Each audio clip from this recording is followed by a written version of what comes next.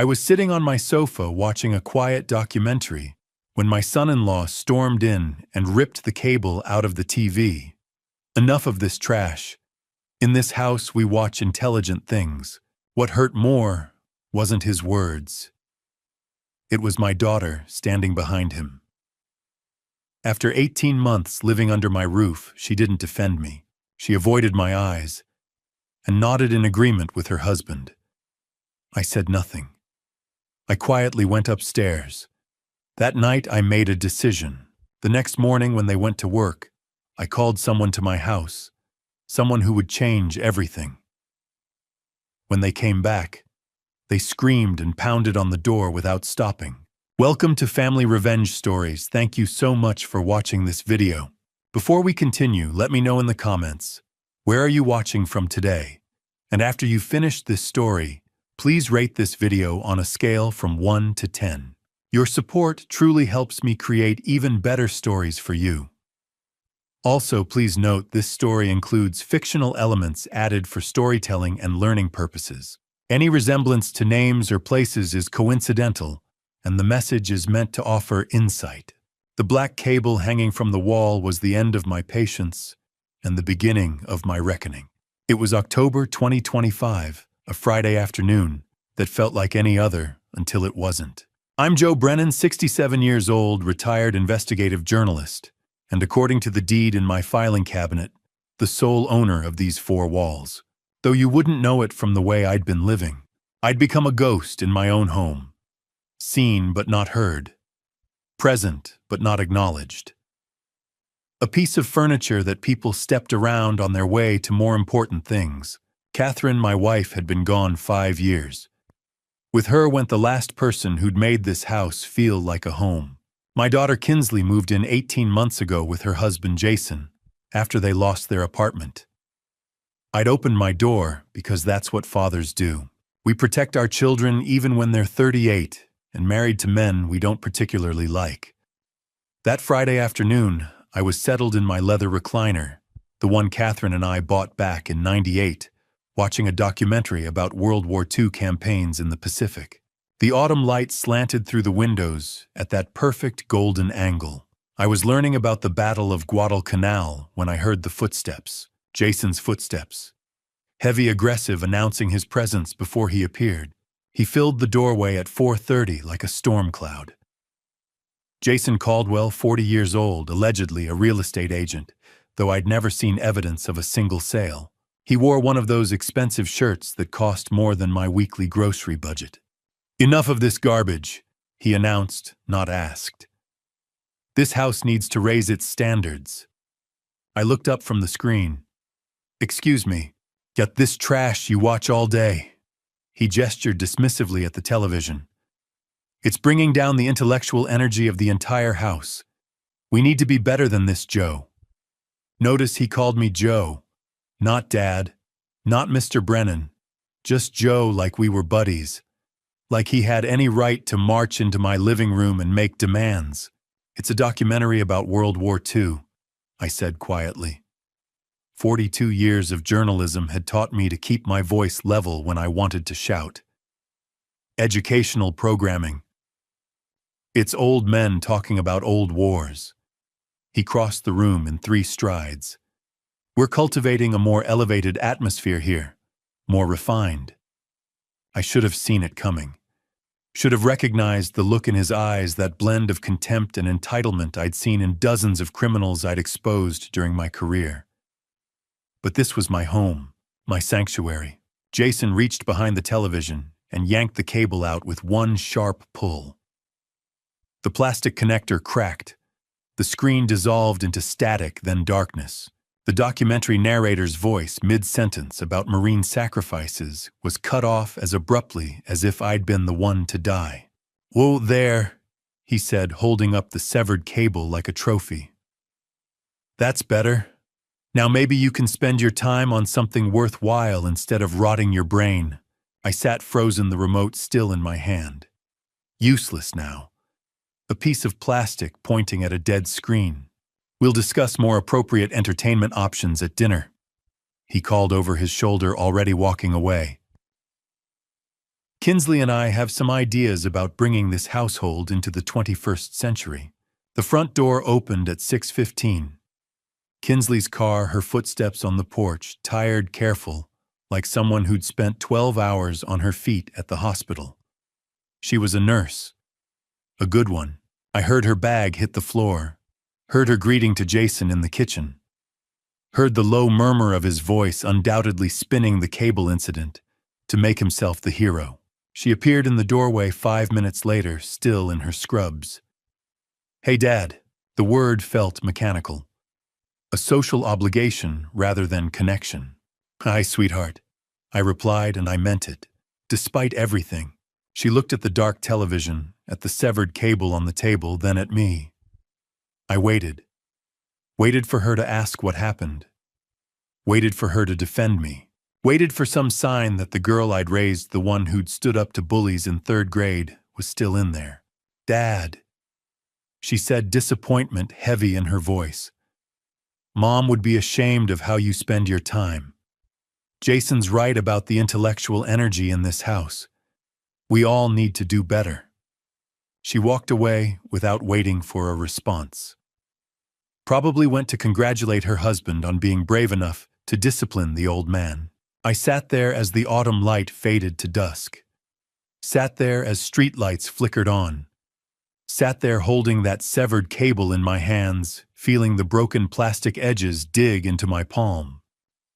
7 o'clock came and went.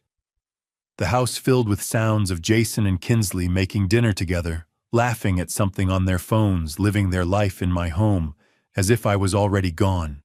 As if I was just another piece of old furniture waiting to be hauled away.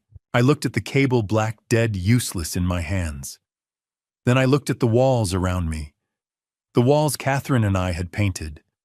The floor we'd refinished. The windows we'd chosen. The life we'd built. That's when I felt it. A shift inside my chest. Like a lock turning. Like something that had been sleeping for 18 months finally waking up. I'd spent 4 decades as an investigative journalist. I'd exposed corrupt politicians, fraudulent corporations, con artists who thought they were smarter than everyone else. I'd built a career on patience documentation and evidence, on knowing when to watch, when to wait, and when to act. For 18 months I'd been watching and waiting. Watching Jason take over my home. Watching Kinsley drift away. Watching myself disappear one small humiliation at a time. The watching was over. I stood slowly, my knees protesting but holding. I walked to my bedroom, the one room they hadn't claimed, and pulled out a yellow legal pad from my desk drawer, the kind I'd used for every investigation I'd ever conducted. At the top of the page I wrote October 18th, 2025, the cable. Below it, I began listing everything I'd noticed, but been too tired, too sad, too passive to act on. The credit card bills with unfamiliar charges, the whispered phone calls, the way Jason's eyes calculated the value of everything in my house when he thought I wasn't looking. I didn't sleep that night. How could I? Every time I closed my eyes, I saw the cable falling, heard Kinsley's voice defending him. By 11 o'clock, I stopped pretending rest was possible. I lay, staring at the ceiling, listening to the house breathe and settle until a thought cut through the fog with brutal clarity: stop being a victim, start being a journalist. The shift felt physical, like flipping a switch that had been untouched for years. Maybe longer. Maybe since Catherine died, and grief softened me, made me passive grateful for scraps of attention from my daughter. Somewhere along the way, I'd traded self-respect for proximity. Tonight that ended. At 11:30, voices drifted through the wall. Jason and Kinsley's bedroom shared it with mine, an arrangement that felt more invasive each day. I couldn't hear words, only the low cadence of his voice and her occasional replies. They were planning something. Probably about me. Probably how to manage the old man now that lines had been drawn. Let them talk. While they planned, I'd move. At midnight, I decided. I slipped from bed, pulled on the flannel robe Catherine gave me our last Christmas, and moved into the hallway in socked feet. The house was dark, except for the thin bar of light beneath their door. I paused, listening. Silence. Either asleep or occupied in ways I refused to imagine. I moved like I hadn't in years, slow and deliberate, rediscovering instincts forged on stakeouts and late-night investigations. Weight balanced, floorboards memorized, patience overriding urgency. Funny how the body remembers. My old study now. Jason's office sat at the end of the hall. The door wasn't locked. Why would it be in Jason's world I was harmless? A pensioner who watched television and complained quietly. Someone you could sideline while absorbing his life. His home, his authority. I turned the handle at 1 a.m. The room no longer smelled like books and polish. It stank of cologne and energy drinks. My desk was buried under fast food wrappers and scattered papers, and there, faintly glowing in sleep mode, sat his laptop. I sat in my chair and touched the trackpad. The screen lit instantly. No password, no hesitation. I almost laughed. For 42 years, I'd been an investigative journalist. I'd exposed corruption, fraud, and men who mistook power for immunity. I'd done it with discipline and evidence. And here sat Jason Caldwell, convinced I was too broken to notice anything. How had I missed it? Grief. Loneliness. Fear of losing my daughter. I'd swallowed indignities to keep family close. I'd paid with my dignity. That debt came due tonight. I began with browser history, luxury brands, restaurants I couldn't afford, then email, everything logged in, banking apps, texts synced. The arrogance was staggering. I took out my phone and photographed everything methodically. My hands were steady. This wasn't anger. It was clarity. Muscle memory. At 2 a.m, I found the credit card statements. My credit card, the one I hadn't used in months. The one meant for emergencies buried in my wallet. According to these statements, I'd been living extravagantly. $900 dinners, $3,000 shopping sprees, spa charges labeled luxury wellness, electronics I'd never seen, a weekend resort bill I couldn't pronounce. The charges spanned 6 months. Statement after statement. Each signature close to mine but wrong. Close enough for a glance. Not close enough to fool a man who'd signed his name for 67 years. $47,000. In half a year, my son-in-law had stolen $47,000, and he documented it all. I photographed every page, every forged signature, every absurd charge. 43 images in total. 43 quiet clicks sealing his fate. At 2:20, my blood iced. A door opened, footsteps, Jason heading to the bathroom. I closed everything, returned the desktop exactly as I found it, eased the laptop into sleep mode. The footsteps approached. I pressed myself against the wall, heart hammering. The bathroom door shut. Water ran. I slipped into the hall and back to my room, moving fast but silent. Behind me, the bathroom door opened again. Jason padded past. I closed my door and sat on the bed. At 2:30, phone clenched, adrenaline finally catching up. I waited until I was certain he'd gone back to sleep. My hands shook now, but the evidence was safe. The fraud wasn't the worst thing on that laptop. I'd glimpsed emails with subject lines that turned my stomach. Those would wait. I'd risked enough. I scrolled through the photos once more. Clear, legible, damning. For decades, I'd chased truth. Tonight, the truth had come to me. I should have slept. The credit card evidence was enough. But at 2:30 in the morning, sitting on my bed with my phone, my thumb kept scrolling through the photographs. That's when I saw it. An email thread I'd captured almost by accident. Subject line, Re Joseph Brennan, long-term care options. My stomach dropped. I enlarged the image. The exchange was between Jason and someone named Susan Whitfield, senior living consultant at Sunrise Meadows Memory Care Facility. Memory care. They thought I needed memory care. The first email was dated August 15th, 3 months ago. Jason's message was brief. Hi Susan, thanks for taking my call yesterday. I'm looking into options for placing an elderly relative. He's becoming increasingly difficult to manage at home. What's the process for admission? Elderly relative. Difficult to manage. As if I was a problem to be solved rather than the man who owned the house he was living in. Susan's response came 3 days later, professional and sympathetic. We understand how challenging it can be when a family member shows signs of cognitive decline. Our facilities require documented evidence of such decline, as well as family consensus regarding professional care.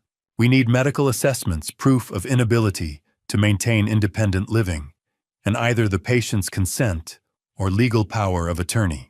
I was 67 and sharper than I'd been at 40, but Jason was building a case that I was losing my mind. The September 10th email made my hands shake. Jason wrote, "The old man is stubborn but showing signs. Confusion about dates, repeating himself, occasional disorientation. My wife agrees he needs professional care. We're both concerned about his safety. What documentation would you need from us? Lies." Every word was lies. I'd never been confused or disoriented. This was pure fabrication to justify warehousing me while he sold my house, and he claimed Kinsley agreed. My daughter, who'd promised at her mother's funeral to always take care of me, had apparently signed off on having me declared incompetent, unless he was lying about that too.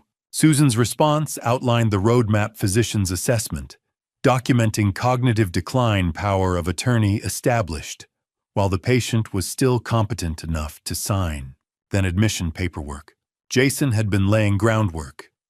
Probably shopping for a doctor willing to diagnose decline in a healthy man, drafting power of attorney documents for me to sign without reading carefully.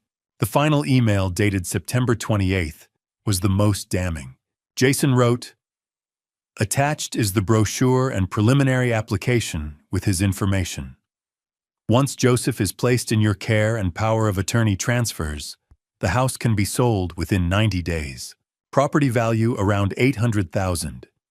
After facility costs are deducted, that should leave a substantial amount for managing his ongoing care. $800,000. My house, the one Catherine and I bought in '83 for $62,000. The house we'd painted together, where we'd raised Kinsley, where we'd built our life. To Jason, it was just an asset to liquidate, and I was just an obstacle to remove." I zoomed in on the attached PDF, an application form for Sunrise Meadows with my full name typed at the top, Joseph Robert Brennan. Date of birth, social security number, all filled in without my knowledge or consent. I looked at Catherine's photo on my nightstand, our 30th anniversary, a year before cancer. She was laughing, eyes bright. "Kate," I whispered, "I wish you were here. You always knew when I was being too soft, too trusting, but she was gone, and I was alone with this mess. I'd let grief and loneliness override my judgment. Let Jason into my home because I couldn't bear separation from Kinsley. I connected my phone to my laptop at 2:45, created a folder, Evidence J. Caldwell, started copying files, phone to hard drive to USB drive, redundancy, multiple backups, every journalist's first lesson. By 3 o'clock, I had 3 complete copies, 47,000 in fraud. A conspiracy to declare me incompetent and institutionalized. A plan to sell my home while I lived out my years in a facility I'd never agreed to. I held the USB drive, smaller than my thumb but containing enough evidence to destroy Jason's life. Elder abuse, financial exploitation, fraud, conspiracy. The cable wasn't just about television. It was about cutting me off from everything.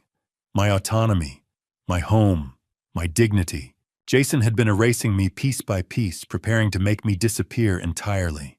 But he'd made one crucial mistake. He'd looked at a 67-year-old widower and seen weakness. Someone to exploit and discard. He'd missed the part where that man had spent 42 years hunting down people exactly like him. People who thought they were smarter than everyone else, and people who thought they could get away with anything. I'd exposed corrupt politicians, fraudulent corporations, con artists. I'd built a career on patience, documentation, evidence. I'd never lost a story. Never let a guilty person walk free when I had proof. The watching was over. The evidence was gathered. Today, since it was technically Saturday morning, the real work would begin. I tucked the USB drive into my desk drawer, set my phone on the charger, and finally lay back down. This time, exhaustion pulled me under almost immediately. Not the fitful sleep of the past 18 months, but the deep rest of someone who knows exactly what battle they're fighting, and exactly how they're going to win. I woke at 5 in the morning without an alarm. 2 hours of sleep should have left me exhausted, but adrenaline is a hell of a drug. I lay there for maybe 30 seconds, staring at the ceiling, before the weight of what I'd discovered came rushing back. $47,000. A nursing home conspiracy. My own daughter potentially complicit. I got up. My desk was exactly where I'd left it. The USB drive sitting next to Catherine's wedding photo like a talisman. I pulled out a fresh legal pad, the old-fashioned kind, yellow paper and green lines, and uncapped a pen. Some things don't change. Even in the age of laptops and smartphones, I still thought better with pen and paper. At the top of the page, I wrote October 19th, 2025, battle plan. Below it, a list: locksmith, lawyer, bank, evidence organization, exit strategy. Each item represented a step toward reclaiming my life. Each one would require precision timing and the kind of strategic thinking I'd honed over 4 decades of investigative journalism. This wasn't just about gathering evidence anymore. This was about deployment, about knowing exactly when and how to use what I'd found. I stared at the list, particularly at lawyer. I needed someone I could trust absolutely. Someone who knew me well enough to believe this story without questioning my competence. Someone who wouldn't look at a 67-year-old man claiming his son-in-law was trying to institutionalize him and wonder if maybe the old guy really was losing it. There was only one name that made sense. At 5:30, I picked up my phone and dialed a number I'd known by heart for 40 years. Charles Norton answered on the 3rd ring, his voice rough with sleep. "This better be good. Do you know what time it is?" "Charles, it's Joe Brennan. I need your help." The irritation vanished from his voice immediately. Charles and I went back to 1985, when we'd both been younger and stupider working together to expose a city councilman taking kickbacks from construction companies. He'd been the legal expert who helped me navigate the complexities of proving corruption. I'd been the journalist who knew how to find the dirt and make it stick. We'd made a hell of a team. Joe, what's wrong? Are you okay? I'm fine, physically anyway. But I need a lawyer, Charles. It's about elder abuse. I paused, let the weight of it settle. And I'm the victim. Silence on the other end. Then, "You're serious." "Completely serious. In my own home." "Jesus, Joe." I heard movement, probably him sitting up in bed. "Tell me what's happening." So I did. Kept it brief, hitting the main points. Jason and Kinsley living with me for 18 months. The cable incident yesterday. My overnight investigation. The credit card fraud, $47,000 over 6 months. The emails about putting me in memory care. The plan to sell my house. Charles listened without interrupting his breathing, the only sound that told me he was still there. When I finished, the silence stretched long enough that I thought the call might have dropped. "Quill, Charles, I'm here. I'm just..." He exhaled hard. "Joe, this is serious. Elder financial abuse, identity theft, conspiracy to commit fraud. If what you're telling me is accurate, if you have the documentation, Jason could face 5 to 10 years in prison." "I have the documentation. Photos of everything. Credit card statements, emails, the whole conspiracy laid out in his own words." "And your daughter Kinsley, what's her involvement?" That question hurt more than any of the others. I don't know. Jason claims she agrees I need professional care. Whether that's true or whether he's manipulating her too, I can't tell yet. Okay. Charles's voice shifted into professional mode, the tone I remembered from 30 years of working together. First thing, don't confront them. Not yet. We need to secure everything legally. Can you meet Monday morning, my office, 9 o'clock? I'll be there. Good. Between now and then, I need you to do a few things.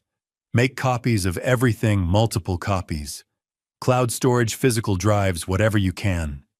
Send me a set via encrypted email. And Joe, don't delete anything from his laptop. Don't move anything. We want to preserve the evidence chain. Already ahead of you on the copies. Cloud laptop, USB drive. I heard him smile through the phone. Still got those investigative instincts. Good. We're going to need them. After we hung up, I spent the next hour creating additional backups. Uploaded everything to my secure cloud storage. Made a second USB drive and put it in a different location. Sent Charles an encrypted file with the most damaging evidence. Every step was methodical, careful, exactly how I'd handled sensitive documents during my journalism career. By 7 o'clock, I had 6 complete copies of evidence stored in different locations. Redundancy squared. Even if Jason somehow discovered what I'd done and tried to destroy the originals, I'd still have everything I needed to bury him. I picked up the wedding photo from my desk. Catherine in her white dress, me in a rented tuxedo that didn't quite fit. 1982, a lifetime ago. She'd been 26, I'd been 39. People had said we were an odd match. Her so young and full of life, me already set in my serious journalist ways. But she'd understood me in ways no one else ever had. You always said I let people walk over me, Kate, I whispered to the photograph. You'd get so frustrated when I'd rather avoid conflict than stand up for myself. Remember when my editor tried to kill that corruption story? You told me if I backed down, you'd never forgive me. I'd published that story. It had cost me 6 months of political warfare and nearly my job, but it had exposed the truth. And Catherine had been proud. So I backed down a lot after you left. Let Jason take over because fighting seemed too hard. Let Kinsley drift away because I was afraid of losing her completely. You'd be disappointed in me. I set the photo down gently. But not anymore. Watch me fight, sweetheart. This one's for both of us. At 8 o'clock, I heard movement upstairs. Water running, footsteps. The sounds of Jason and Kinsley starting their Saturday morning, as if yesterday's cable incident had been nothing. As if they hadn't spent months plotting to rob me blind and lock me away. I sat at my desk, legal pad in front of me, evidence secured in multiple locations, lawyer-consulted strategy forming. Jason thought he was dealing with a confused old man, a non-threat, someone who could be pushed around and eventually erased. By Monday morning, he was going to learn exactly how wrong he'd been. I'd spent 42 years taking down people who thought they were untouchable. Jason Caldwell was just another name on a very long list, and I'd never failed to expose the truth yet. The sound of Jason's truck backing out of the driveway at 7:45 that Monday morning was different somehow. Sharper, more final. 5 minutes later, Kinsley's sedan followed her tires crunching over the fallen October leaves that carpeted our street. I watched from the upstairs window until both vehicles turned the corner and disappeared. Then I reached for my phone. Valdez locksmith Tony speaking. Tony, this is Joe Brennan over on Maple Drive. I need all my locks changed. Every entry point. Today. There was a brief pause on the line. Tony Valdez had been in business in our neighborhood for 30 years. He'd rekeyed my house back in 2003 when we'd lost a set of keys at the grocery store. Catherine had been with me that day, laughing about how we'd torn the car apart looking for them. How soon can you be here, Joe? 9 o'clock work for you? I'll be there. Standard deadbolts on all doors. Big high security. The best you've got. Another pause, shorter this time. Tony was a pro. He knew when not to ask questions. Got it. See you at 9. I hung up and looked at the clock. 1 hour and 15 minutes until the first lock turned. Until the first piece of my home became mine again. I spent that hour moving through the house like a ghost, cataloging everything that would soon be behind new locks. The front door where Jason had stood 2 nights ago with that black cable in his hand. The back door where he'd started parking his truck too close to mine, boxing me in. The garage door, the basement entrance. 4 points of entry. 4 places where they'd come and gone as they pleased, treating my home like it was already theirs. At 8:55, Tony's white van pulled into the driveway. I met him at the door before he could knock. "Morning, Joe." He was carrying 2 heavy toolboxes and had a duffel bag slung over his shoulder. Professional, efficient. "Let's start with the front door, then work our way around, whatever you think is best." He set down his equipment and pulled out a drill. "This won't take long." High-security deadbolts, thumb turn on the inside, keyed on the outside. "You'll get 5 sets of keys for each lock. 5 sets." I hadn't thought about that. 5 sets meant control.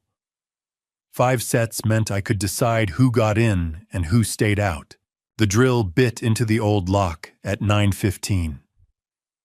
The sound cut through 18 months of silence, of tiptoeing around my own home, of pretending not to hear them in the next room, planning my future. Metal shavings fell to the doorstep like snow. Tony worked with the ease of someone who'd done this 10,000 times, his hands steady and sure. There we go. The old deadbolt came free with a metallic scrape. This one's seen better days. I held it in my palm. It was warm from the friction of removal, the brass worn smooth in places. How many times had Jason's key turned this lock? How many times had they walked through my door without knocking, without asking, treating my threshold like it was theirs? "Toss it, please." He dropped it into a bucket with a satisfying clang and reached for the new lock. This one was chrome, heavy, solid. When he installed it and handed me the first key, it felt like holding a piece of my dignity. "Try it." I slid the key into the lock. It turned smooth as butter. Click. The bolt shot home. Click. It retracted. 4 times I tested it, feeling the precision of new mechanisms, the promise of security. Back door next. We moved through the house in silence. The drill sang its metallic song at the back entrance at 9:45. Same process. Old lock out, new lock in. Tony worked with the kind of efficiency that comes from decades of experience, never wasting emotion. Garage at 10:15. Lead the way. By the time we reached the basement door at 10:45, I'd started to feel something I hadn't felt in 18 months. Not quite freedom yet. More like the possibility of freedom. Each new lock was a barrier, yes, but more than that, it was a choice. My choice. About who could enter my space and who couldn't. That's the last one. Tony wiped his hands on a rag and started gathering his tools. 4 high-security deadbolts, 20 keys total, 5 sets for each door. Keep them separated, maybe give a set to someone you trust. I thought immediately of Charles Norton. 1 set for him, 1 for my safe deposit box, 1 hidden in the house, 1 in my car, 1 on my person. "What do I owe you, Tony?" He named a figure. I pulled out my wallet and added $200 bills on top. For the discretion. Tony looked at the extra money, then at me. Something passed across his face, understanding maybe, or recognition. He'd been in this business long enough to know that not all lock changes were about lost keys. "You take care of yourself, Joe." He pocketed the cash and extended his hand. His grip was firm, solid, the handshake of a man who understood that some work was about more than just locks and keys. I walked him to the door, my door with my new lock, and watched his van pull away. Then I turned back to the empty house and tested each lock 1 more time. Front door, click. Back door, click. Garage, click. Basement. Click. 4 locks, 20 keys. And for the first time in 18 months, I smiled. By 11:30, Tony's van had disappeared down Maple Drive, and I had 4 new keys in my pocket, one for each lock he'd installed. But keeping Jason and Kinsley out physically was only half the battle. Keeping them out legally required something else, something every investigative journalist knows how to build a war room. I stood in my bedroom doorway and looked at the space with fresh eyes. For 18 months, this room had been my sanctuary.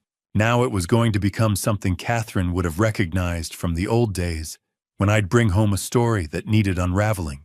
The desk came first. I cleared everything off lamp library books, the framed photo of Catherine and me at Niagara Falls. Everything went to the dresser. The desk surface needed to be empty, ready for organization. Then I pulled out the yellow legal pad where I'd started taking notes Friday night. The credit card statements I'd photographed. The screenshots of emails between Jason and Susan Whitfield. 43 photos total, all backed up in 6 locations. Time to make them tell a story. I'd spent 42 years at the Chicago Tribune making evidence speak. This was no different. Just more personal. I started with the wall above my desk. 18 months of my life reduced to a timeline written on sticky notes. April 2024, Jason and Kinsley move in. Temporary, they'd said. June 2024, first irregular charge. $890 at a steakhouse. August 2024, Jason starts talking about how I'm wasting money on utilities. October 2024, I catch him going through my mail. He laughs it off. February 2025, the nursing home emails begin. Jason to Susan Whitfield. Looking to arrange care for an elderly relative. September 2025.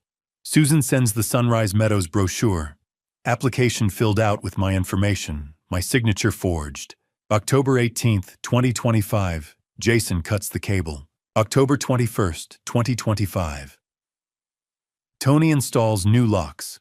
I take my house back. I stepped back and looked at the wall. When you saw it laid out like that, the pattern was unmistakable. This wasn't a son-in-law who'd overstayed his welcome. This was a predator who'd been circling from the start. Next came the evidence categories. 3 folders, 3 colors. I'd learned this system covering the city corruption scandal back in 2009.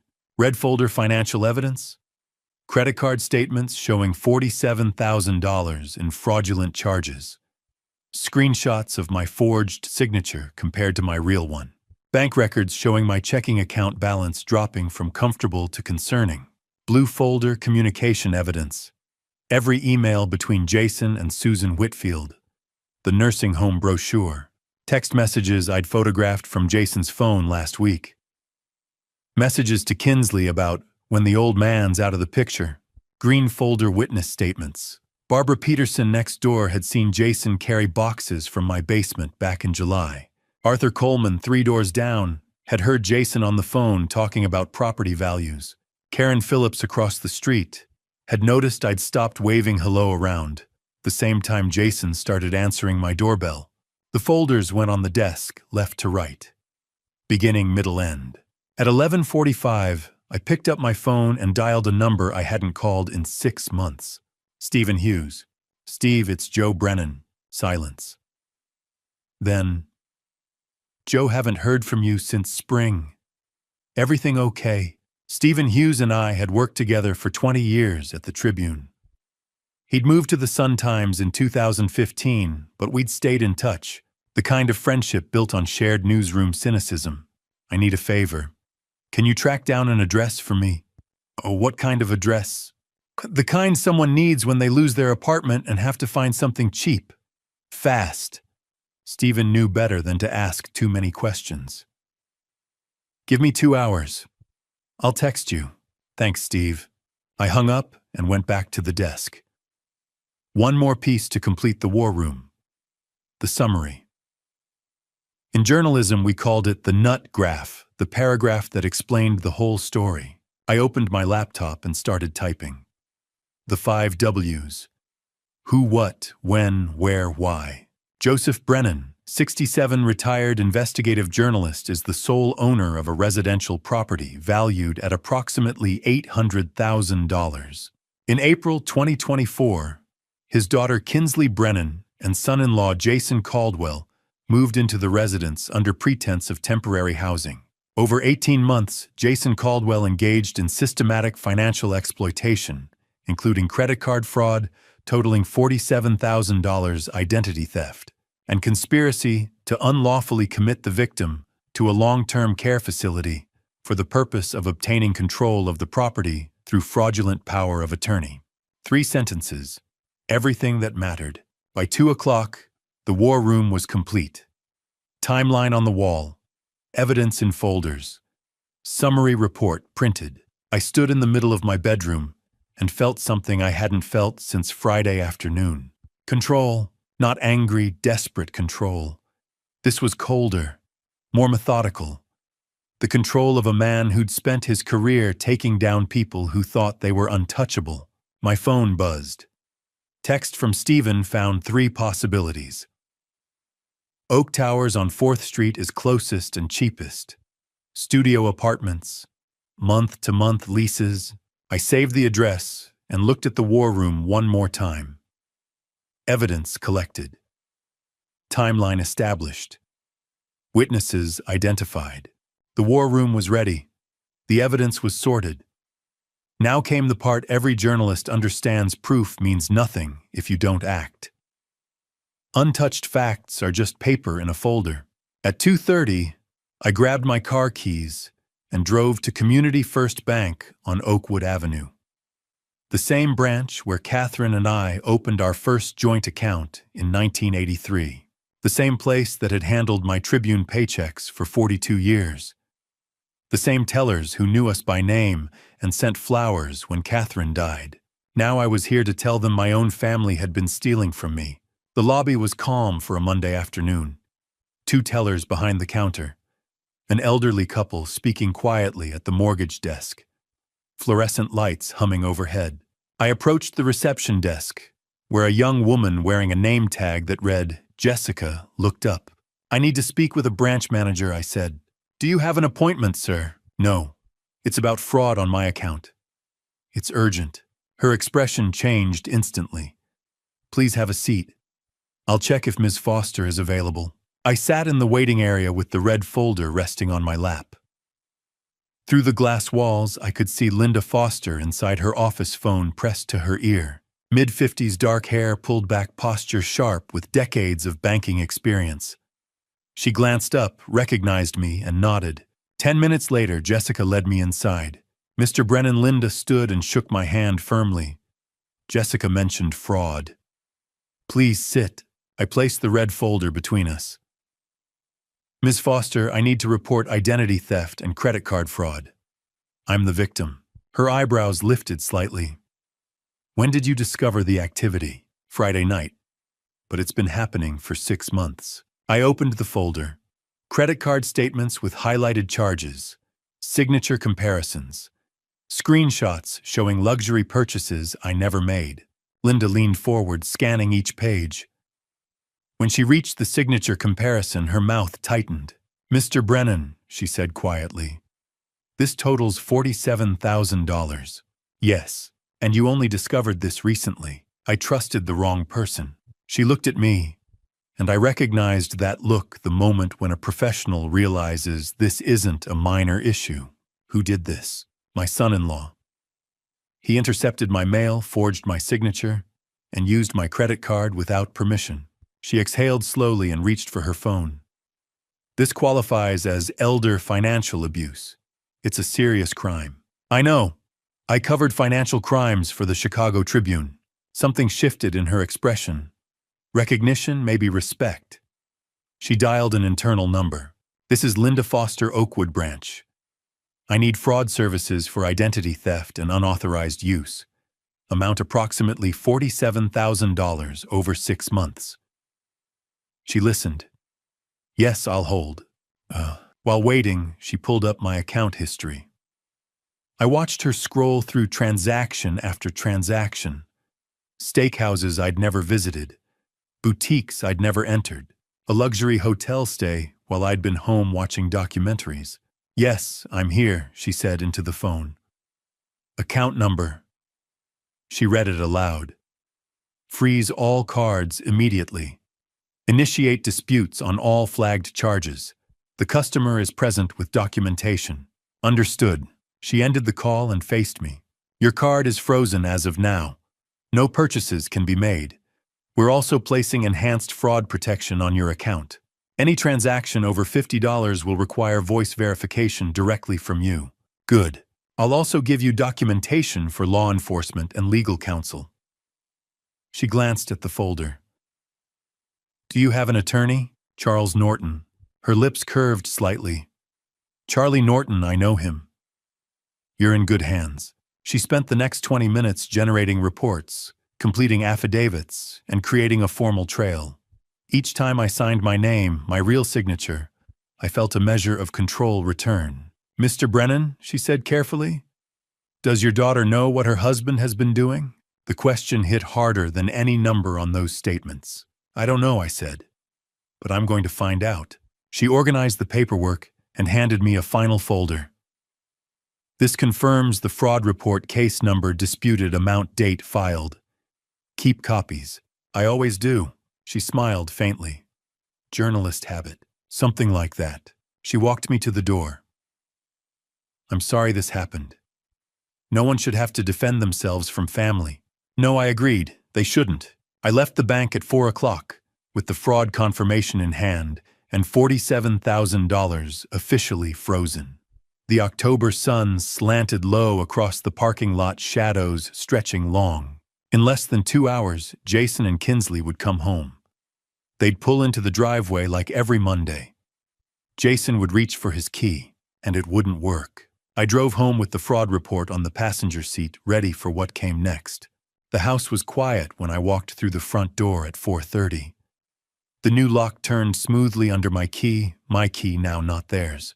I set the bank's fraud confirmation letter on the kitchen counter and looked at the clock on the microwave. Jason and Kinsley usually got home between 6 and 6:30.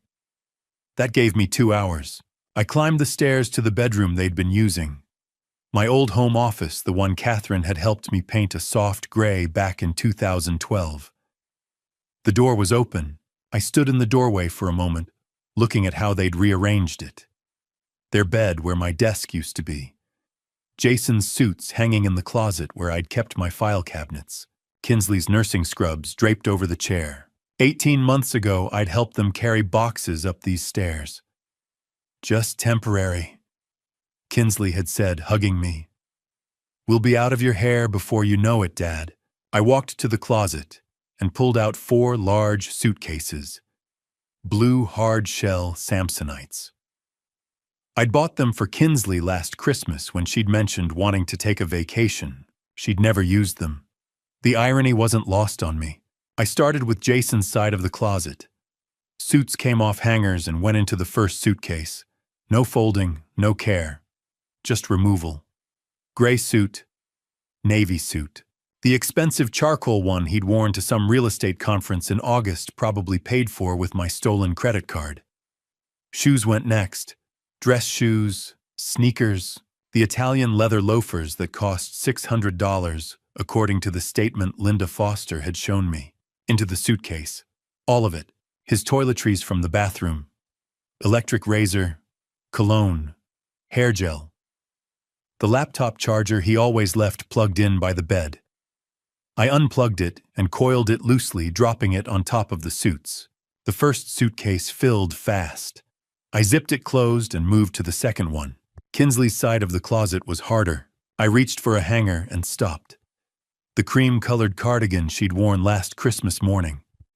We'd made pancakes together, me, Jason, Catherine's recipe. Kinsley had laughed at something, and for a moment it had felt like family again. Like maybe having them here wasn't so bad after all. I folded the cardigan carefully and placed it in the suitcase. Her nursing scrubs, her sneakers, the collection of scarves she kept organized by color, her hairbrush from the dresser. Each item felt heavier than it should have. I opened her nightstand drawer to pack whatever was inside and found a photograph. 5x7 in a silver frame I'd given her when she graduated high school. Kinsley at 5 years old, gap-toothed smile, clutching the teddy bear I'd won for her at the county fair. She'd named it Mr. Buttons, slept with it every night until she was 12. I sat down on the edge of the bed, holding the photo. I'd helped her pack for college in 2007, driven her to Northwestern with a trunk full of dreams and new bed sheets, watched her walk into the dorm with that same gap-toothed confidence, ready to become a nurse and help people. 18 years later, I was packing her belongings to put her out of my house. The weight of it settled in my chest. Not anger, something else, something that felt like grief. I loved my daughter more than life itself. I'd have given her anything. I had given her everything. This house, my trust, 18 months of benefit of the doubt. But I couldn't let that love destroy me. Not anymore. I placed the photo face down in the suitcase and kept packing. The second suitcase filled, then the third. By the time I zipped the fourth one closed, my hands were shaking. Not from weakness, from the finality of it.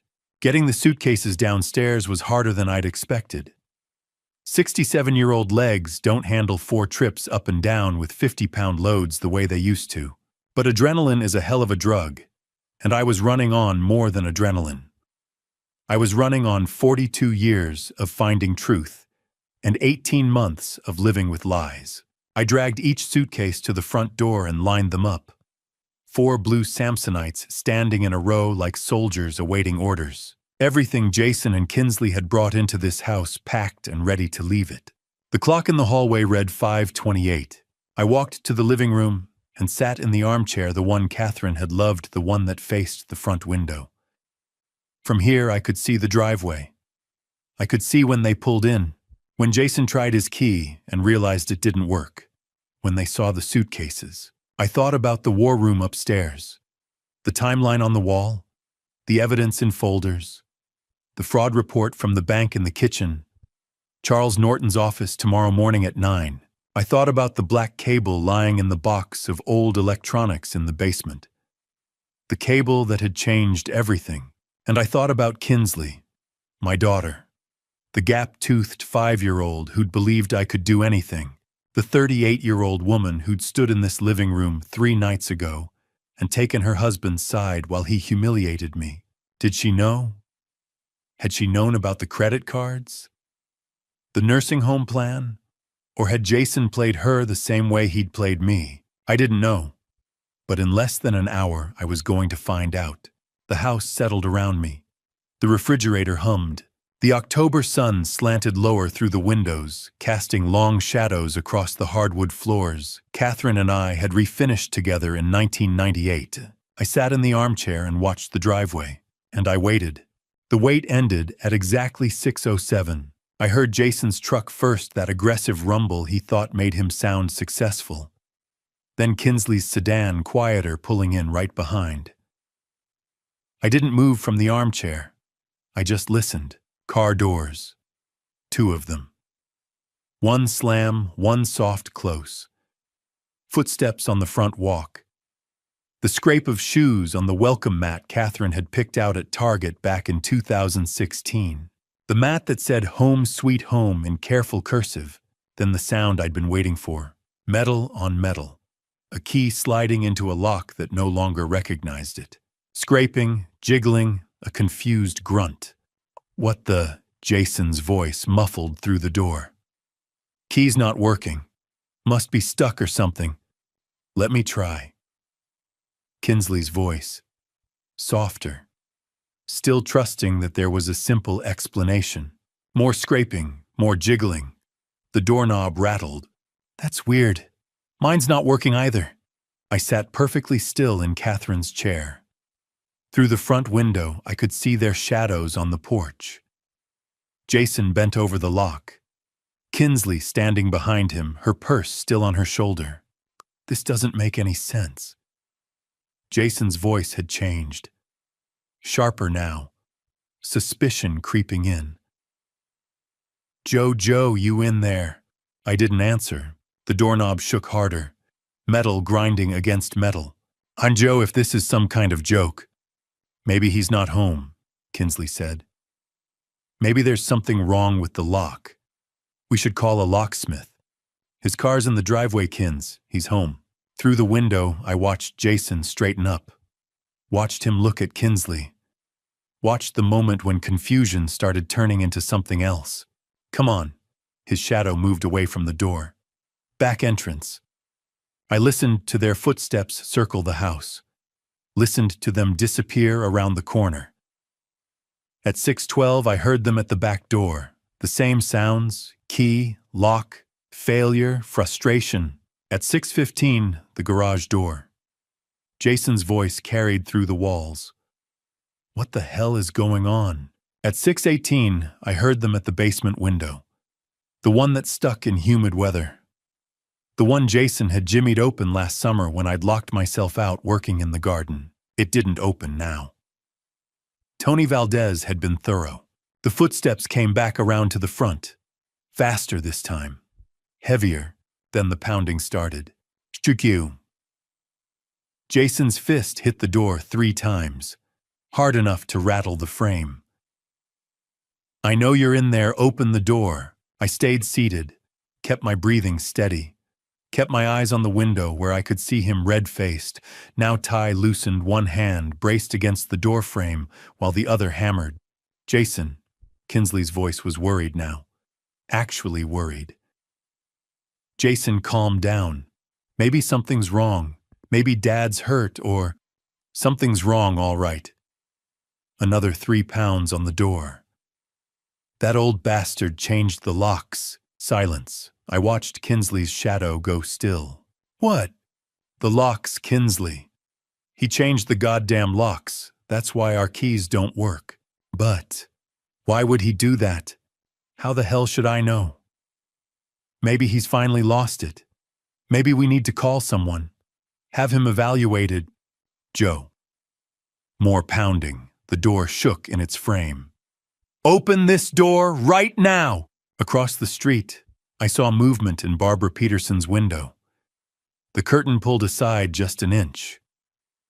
Barb's face pale in the evening light, watching. Good. Witnesses mattered. "You can't just lock us out." Jason was shouting now. Full volume. The kind of shouting that carried down suburban streets on quiet October evenings. "This is my house too, I live here." "Jason, please." Kinsley's voice was small, scared. Not of me, I realized. Of him. Of whatever was happening that she didn't understand yet. "Open the goddamn door." The pounding intensified. Both fists now. The kind of noise that would have the neighbors calling the police if I let it go on much longer. I looked at the clock on the mantel. 6:19. 12 minutes since they'd arrived. 12 minutes of escalation. Of Jason revealing exactly who he was when things didn't go his way. I stood up slowly. My knees protested too much time, sitting, too much adrenaline wearing off. I walked past the 4 blue suitcases lined up like soldiers. Past the kitchen, where the fraud report still sat on the counter. Into the front hallway, where the pounding was loud enough to hurt my ears. Through the peephole I could see Jason. Face red. Veins in his neck standing out. Fist raised for another round of hammering. Behind him, Kinsley. Hands pressed to her mouth. Eyes wide. My daughter, 38 years old, and looking like she had at 5, scared, confused, needing someone to explain what was happening. I unlocked the deadbolt. The new one. The one that had cost me $240 and Tony Valdez's discretion. Then I opened the door. I opened the door exactly 6 inches. Just enough for them to see my face, not enough to step inside. The security chain stretched tight between us, a visible boundary they had crossed and could not undo. Jason's eyes dropped to the chain, then snapped back to me. Shock flickered into confusion, then hardened into rage. "Can I help you?" My voice was calm, steady. The voice I used in interview rooms when I needed someone to talk themselves into the truth. "Help us." Jason's face flushed red.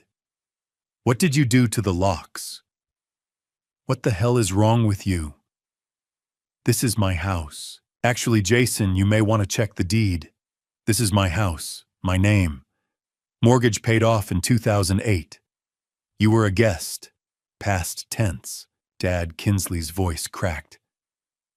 Dad, what's going on? Why can't we get in? I looked at my daughter through that narrow opening. Her mascara was slightly smudged, her eyes tired and frightened. She looked 38 years old and suddenly very young, because I said. I know about the credit card. $47,000 stolen from me. I know about the nursing home plan. I know everything. The words settled heavily between us.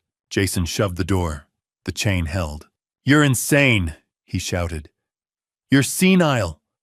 You don't know what you're talking about. I reached behind me and picked up the credit card statement I'd printed at the bank. I held it to the gap. Forged signature. The fraud department confirmed it. Would you like to see the report? Kinsley, Jason said quickly, softening his tone. Don't listen to him. He's confused. He's old. He's connecting things that aren't real. I was a journalist for 42 years, I said. I know how to document evidence. I know how to build a case. I raised the printed emails. I have your correspondence with Sunrise Meadows, applications with my information already filled in, a timeline for selling my house once you had me committed. Kinsley's face drained of color. She turned slowly toward her husband. Dad? Her voice trembled. Is this true? Of course it's not. Jason snapped, gripping her arm. Not violently, not yet, but possessively. He's paranoid. This is exactly why we were trying to get him help. Then explain this, I said, sliding one email through the gap. It fluttered onto the porch. Kinsley picked it up. Her eyes moved across the page.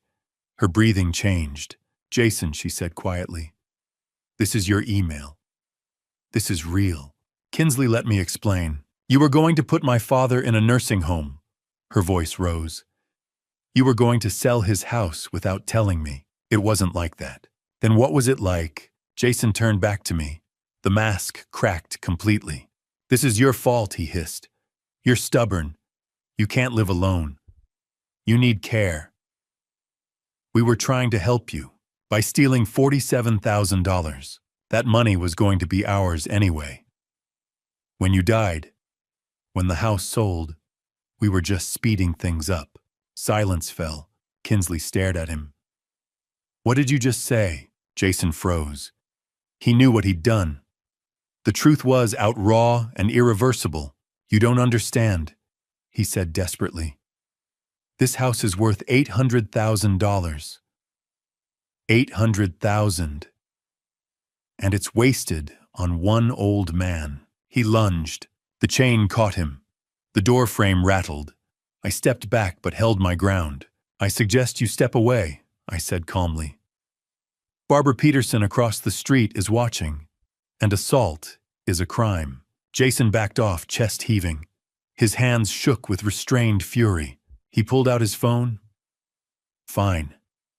I'm calling the police, reporting elder abuse. You're not competent. Please do, I said.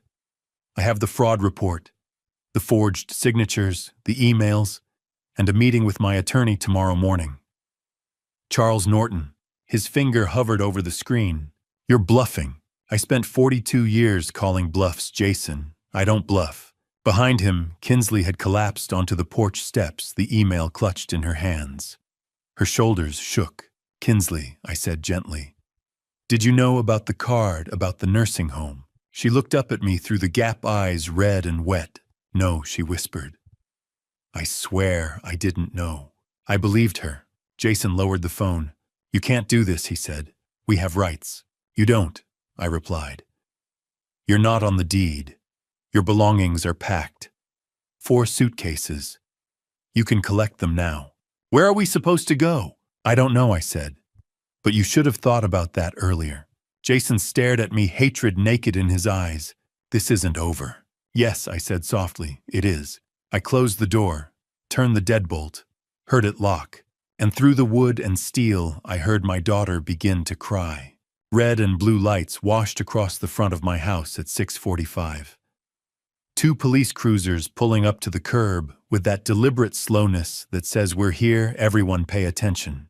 I watched through the living room window as the lights painted the October evening in strobing colors. Across the street, Barbara Peterson's front door opened. Two houses down, Karen Phillips stepped onto her porch. Arthur Coleman appeared at his mailbox, not bothering to pretend he wasn't staring. The cavalry Jason had called. Or maybe the witnesses I needed. Two officers emerged from the cruisers. The first was mid-40s, solid build, the kind of presence that came from 20 years on the job. His nameplate read, Reynolds. The second was younger, early 30s, maybe following Reynolds's lead. Davis. Jason met them halfway up the walk, his voice carrying in the evening quiet. Officers, thank God you're here. He pointed at the house. At me, still visible through the window. My father-in-law, he's having some kind of episode. He's locked us out of the house. Our own home. He's acting completely erratic. We're worried for his safety. He might be having a stroke or, I don't know. Maybe dementia. Finally, behind him, Kinsley stood on the sidewalk, arms wrapped around herself. Her face was blotchy from crying. When she spoke, her voice shook. He's not usually like this. Dad's always been so normal. I don't understand what's happening anymore. Officer Reynolds held up one hand. Everyone just calm down. Let's take this one step at a time. He looked at Jason, then at Kinsley, then at the house. Sir, you're saying this is your father-in-law's residence.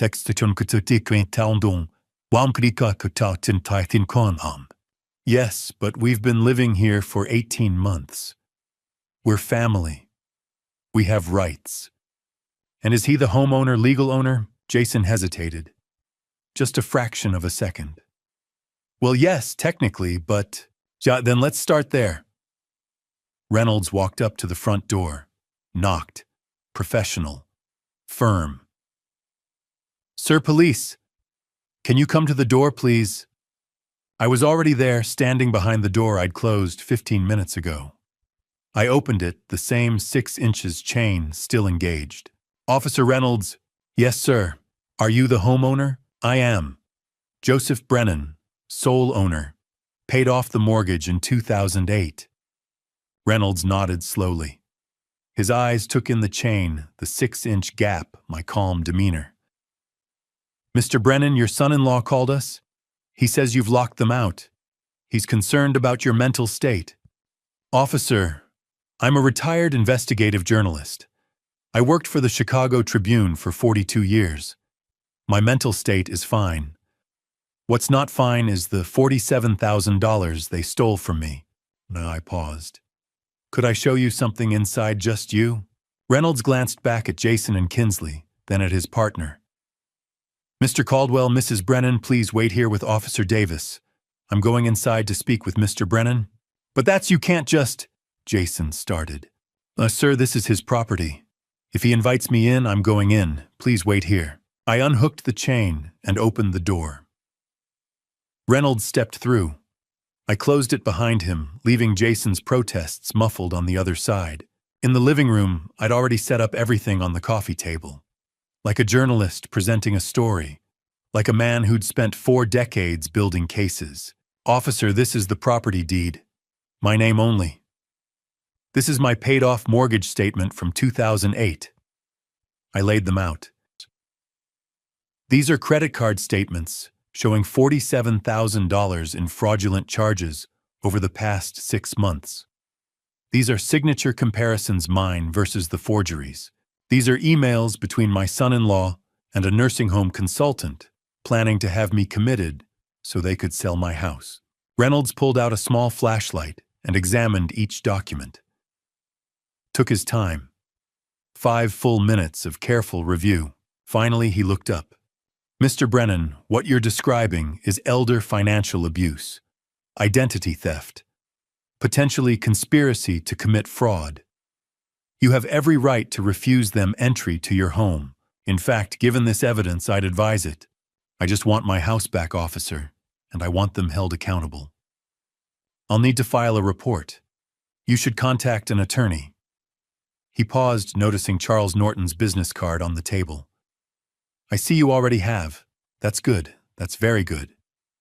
He made notes in a small pad, photographed several of the documents with his phone camera. When he was satisfied, he stood. Mr. Brennan, you're the victim here, not them. Don't let anyone tell you different. We walked back to the front door together. When Reynolds opened it and stepped out, Officer Davis was standing with Jason and Kinsley exactly where they'd been left. Neighbors still watching from porches and doorways.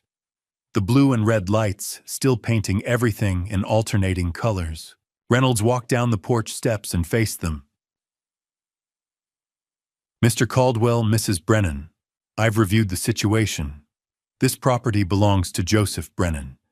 He has provided documentation of financial crimes committed against him.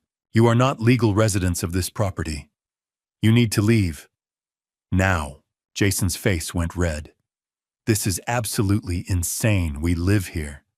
That old man is making things up. He's confused. Sir, I've seen the documents, bank statements, forged signatures, email correspondence about nursing home placement without his knowledge or consent. If you don't leave this property voluntarily in the next 5 minutes, I will arrest you for unlawful trespass and potentially for the crimes Mr. Brennan has documented. You can't be serious. I'm very serious, Mr. Caldwell. Officer Davis cleared his throat. Officers, there are 4 suitcases by the front door.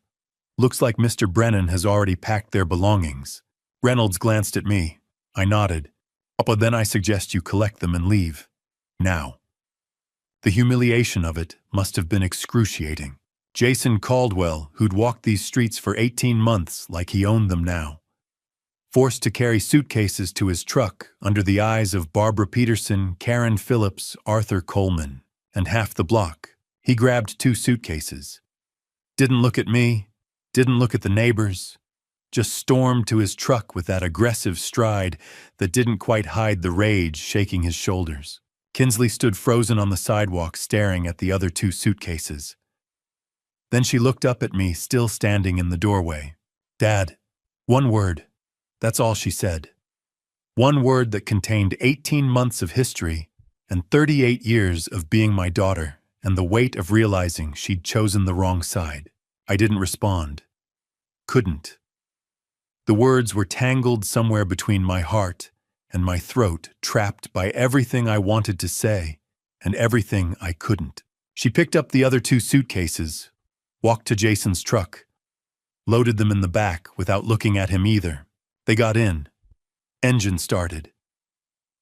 Jason backed out of the driveway, my driveway, for the last time. The truck rolled down Maple Drive, taillights getting smaller, turning the corner, disappearing.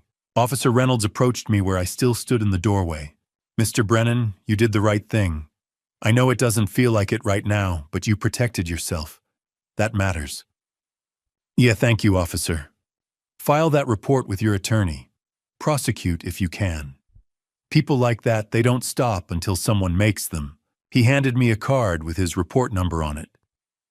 Then he and Officer Davis got back in their cruisers and drove away, taking the blue and red lights with them.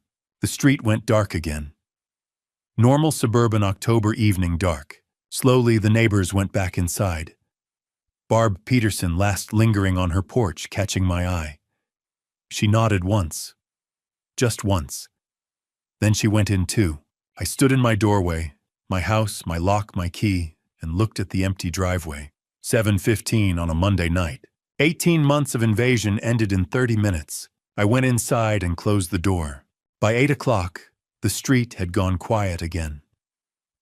The neighbors had retreated indoors, though I was certain phones were ringing behind drawn curtains, voices replaying what they just witnessed. The police cruisers were gone. The red and blue lights had faded into memory, and I was alone, truly alone for the first time in 18 months. I closed the door, my lock, my house, and leaned back against it. I stood there with my eyes closed, drawing in a slow, careful breath, the kind I hadn't been able to take since April of 2024. The silence felt different. Not the tense silence of watching my words, wondering if Jason would be in one of his moods, or if Kinsley would give me that look that said, "Let it go, Dad." This silence had weight, but it didn't crush me. It belonged to me. I walked through the house slowly. The living room first. The armchair where I'd sat earlier waiting for them to come home. The coffee table where I'd laid out evidence for Officer Reynolds less than an hour ago. Everything was still. Everything intact. The kitchen came next. Jason's coffee mug sat in the sink, the expensive ceramic one with a smug quote about success. I washed it, dried it, and put it in the cabinet. Tomorrow I'd donate it. Tonight I just needed it gone. His shoes waited by the back door. Size 11 Nikes, barely worn. I picked them up, slid them into a plastic bag, and set them aside. His jacket hung over a dining chair. Navy blue. Real estate logo stitched over the chest. I folded it and added it to the pile. Each item I cleared felt like reclaiming territory. Like planting a flag on ground that had been occupied too long. This space is mine again. At 8:30, I opened the refrigerator and really looked inside. For months, I'd eaten whatever was quickest, whatever caused the least friction.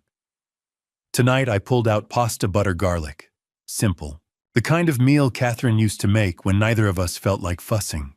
I boiled water, minced garlic, melted butter in a pan.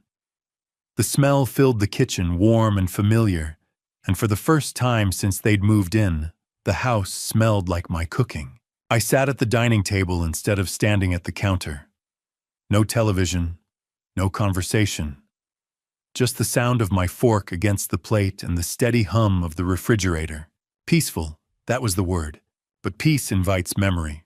I thought about Kinsley, about the way she'd looked at me on the sidewalk when she said, "Dad." One word carrying 18 months of confusion and 38 years of being my daughter. Did she know about the nursing home plan, about the credit cards? Or had she been fooled too, manipulated by a man skilled at control? The doubt crept in quietly. What if she truly didn't know? What if I'd destroyed my relationship with my daughter over something done without her consent? Then I remembered she'd defended him every time. When he took over my mail, when he spoke to me like a child, when he made me feel like a guest in my own home. She'd told me I was overreacting, that I was sensitive, that he meant well. She had chosen him, repeatedly. At 9, I called Charles Norton. He answered quickly. "Joe, I was waiting to hear from you. The police came. Officer Reynolds reviewed everything, told them to leave. They're gone." "That's good," he said. "How are you holding up?" "I don't know yet. That's honest. Listen, you did everything right. But you need to prepare yourself. Jason won't accept this quietly. I know. Stay in your house, but be careful. Lock your doors. Call me if anything happens." "I will. We'll meet tomorrow at 9.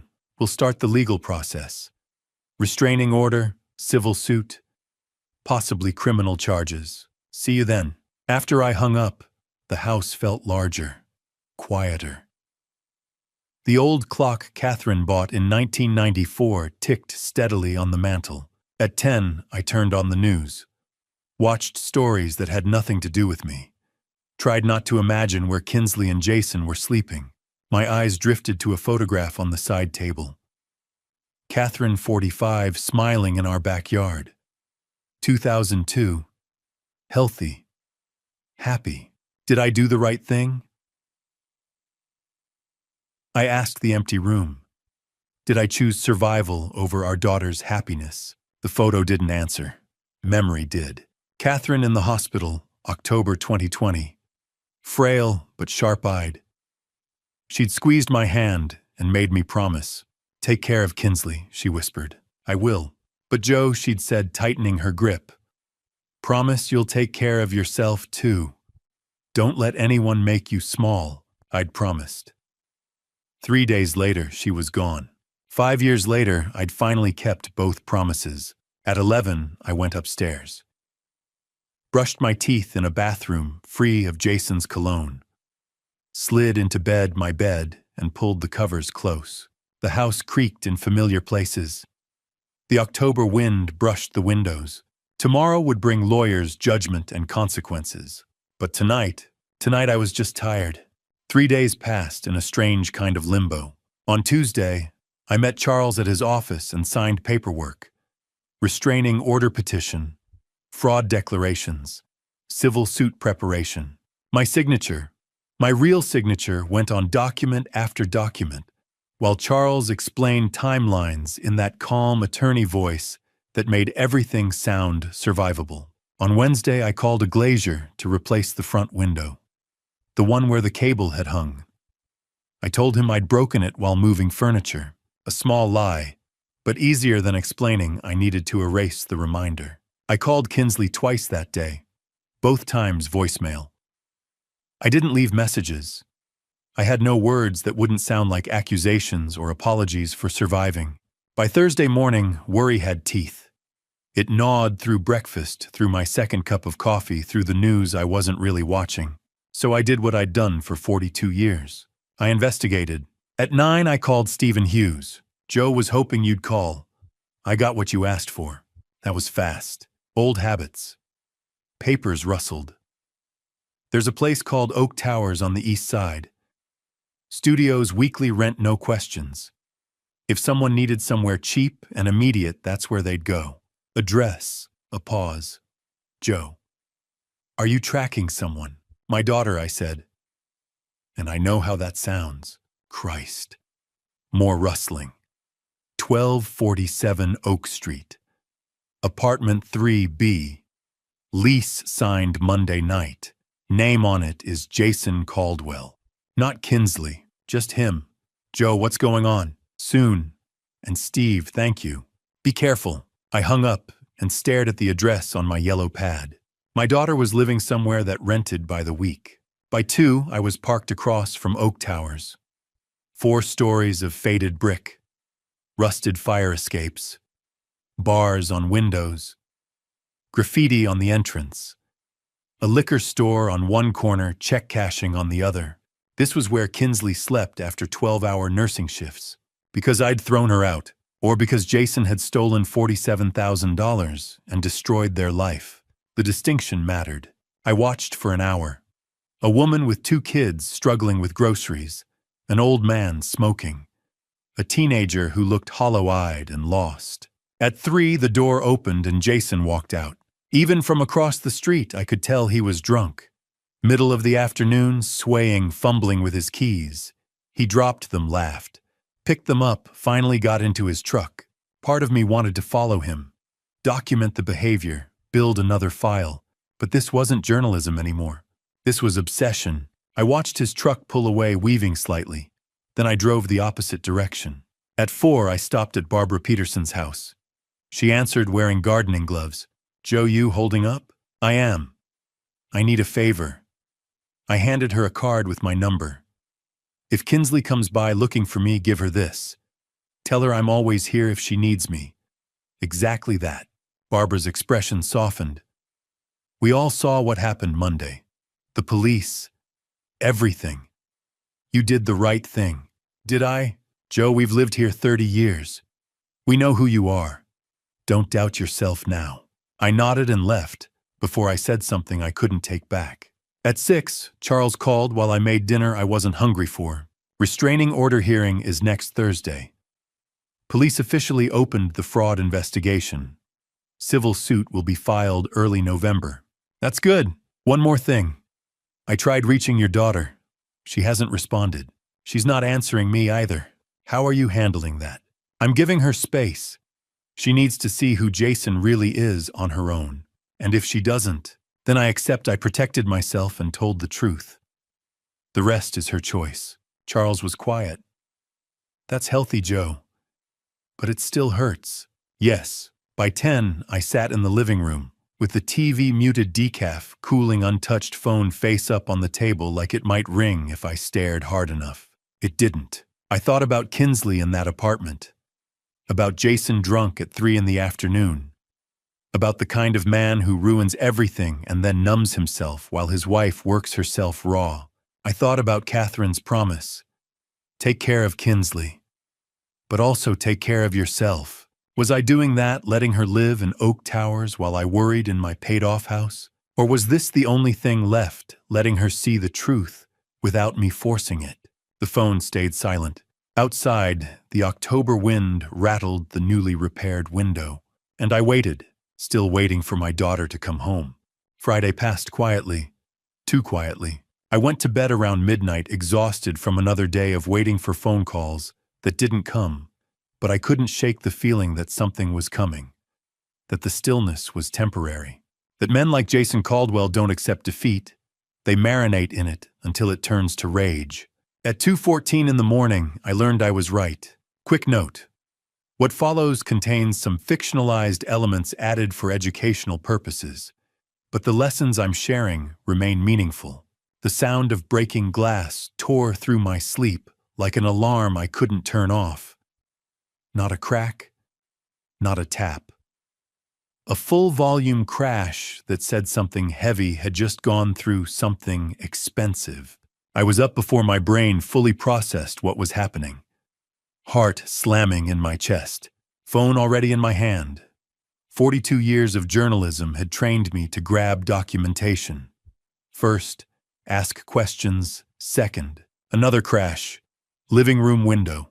I ran to the upstairs window that overlooked the front yard and looked down. Jason Caldwell stood in my driveway, illuminated by the streetlight, holding a baseball bat, like it was the only thing keeping him upright. His truck was parked crooked at the curb driver's door, still hanging open. Even from the second floor, I could see the way he swayed. Drunk didn't begin to cover it. This is my house. His voice carried through the October night, loud enough to wake the whole street. Slurred, furious. You stole it from me, old man, you stole everything. He swung the bat. My mailbox, the one Catherine and I had installed in 1997, exploded into splinters. I unlocked my phone and started recording. Timestamp 2:16 a.m. Jason staggered toward the flower pots on the porch. The ceramic ones we'd bought at the farmer's market last spring. The bat connected. Terracotta shards and dirt sprayed across the walkway. Then he pulled something from his jacket pocket. A spray paint can. In the streetlight's glow, I watched him shake it and approach the garage door. He painted. I couldn't make out all the words from where I stood, but I didn't need to. The letters were big enough, crude enough, that their meaning was clear even in the dark. I called 911. 911, what's your emergency? Someone is vandalizing my property. I'm at 42 Maple Drive. The suspect is Jason Caldwell. He's drunk and armed with a baseball bat. Are you in immediate danger, sir? I'm inside with all doors locked. He's outside destroying my mailbox and spray painting my garage. Officers are on their way. Stay inside, stay on the line.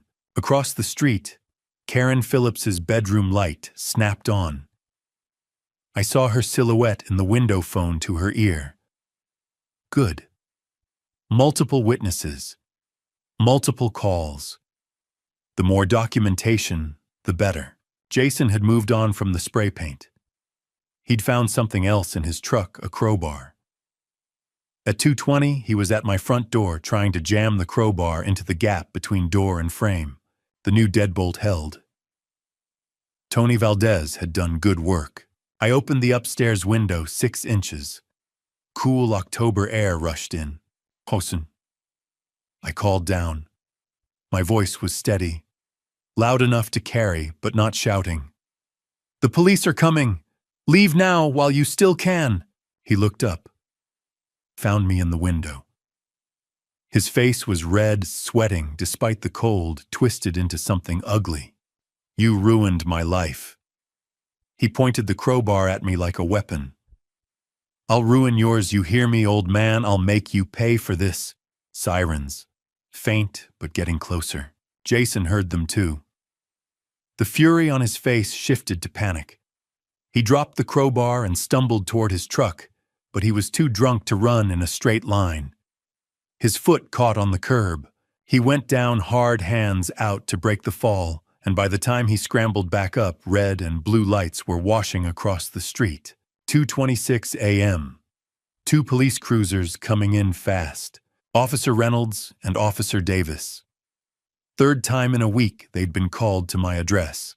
Jason was still trying to reach his truck when the cruiser lights hit him. He froze like an animal caught in headlights, then tried to keep moving. Made it 2 steps before Reynolds was out of the car, hand on his holster. Jason Caldwell, stop right there. Hands where I can see them. Jason spun around, stumbled, caught himself on the hood of his truck. He deserved it. You don't understand. He kicked us out. That old bastard took everything and... Get on the ground, now. You should be arresting him. He's the criminal, he. On the ground. Officer Davis was already moving around, the side handcuffs out. Jason saw him coming and tried to bolt. Made it 3 feet before his legs gave out, and he went down again this time, not getting back up fast enough. Davis was on him, hands behind his back, metal clicking around wrists. You'll regret this. Jason was still yelling, face pressed against my driveway, spit flying. You hear me, old man, you'll regret this. Reynolds approached the porch where I'd come outside, phone still in hand, video still recording. Mr. Brennan, I'm sorry you're dealing with this. He looked past me at the broken window, the destroyed mailbox, the spray-painted garage door. We need to photograph the damage for the report. I have video. I held up my phone. Started recording at 2:16, got everything. Reynolds nodded slowly. That'll help. This is vandalism, criminal trespassing, public intoxication, and disturbing the peace. Given the restraining order petition you already have filed, this is going to add significant weight to your case. He'll be held for at least 48 hours, probably longer. Behind him, Davis was hauling Jason to his feet and walking him to the cruiser. Jason's legs barely worked. His face was scratched from the fall, and his shirt was torn. He looked nothing like the confident real estate agent who'd walked into my house 18 months ago. He looked pathetic. Mr. Brennan, Reynolds said quietly. This is escalation. You did the right thing calling us, staying inside, documenting everything. But men like this, when they start property damage, sometimes they move to, I know. I did know. 42 years covering crime taught you the patterns. That's why I want that restraining order. They're good. We'll make sure the judge sees this video. Reynolds walked back to his cruiser. I stood on my porch and watched them drive away with Jason in the back seat, still yelling through the glass, though I couldn't make out the words anymore. The street went quiet again. Karen Phillips's light was still on across the way. I waved to let her know I was okay. She waved back and pulled her curtains closed. That's when I saw it. Half a block down, parked in the shadow between streetlights. Kinsley's sedan. Engine off, lights off. She'd been there the whole time. Watching. She hadn't gotten out to stop him. Hadn't called out to him. Hadn't approached the police to explain or defend or apologize.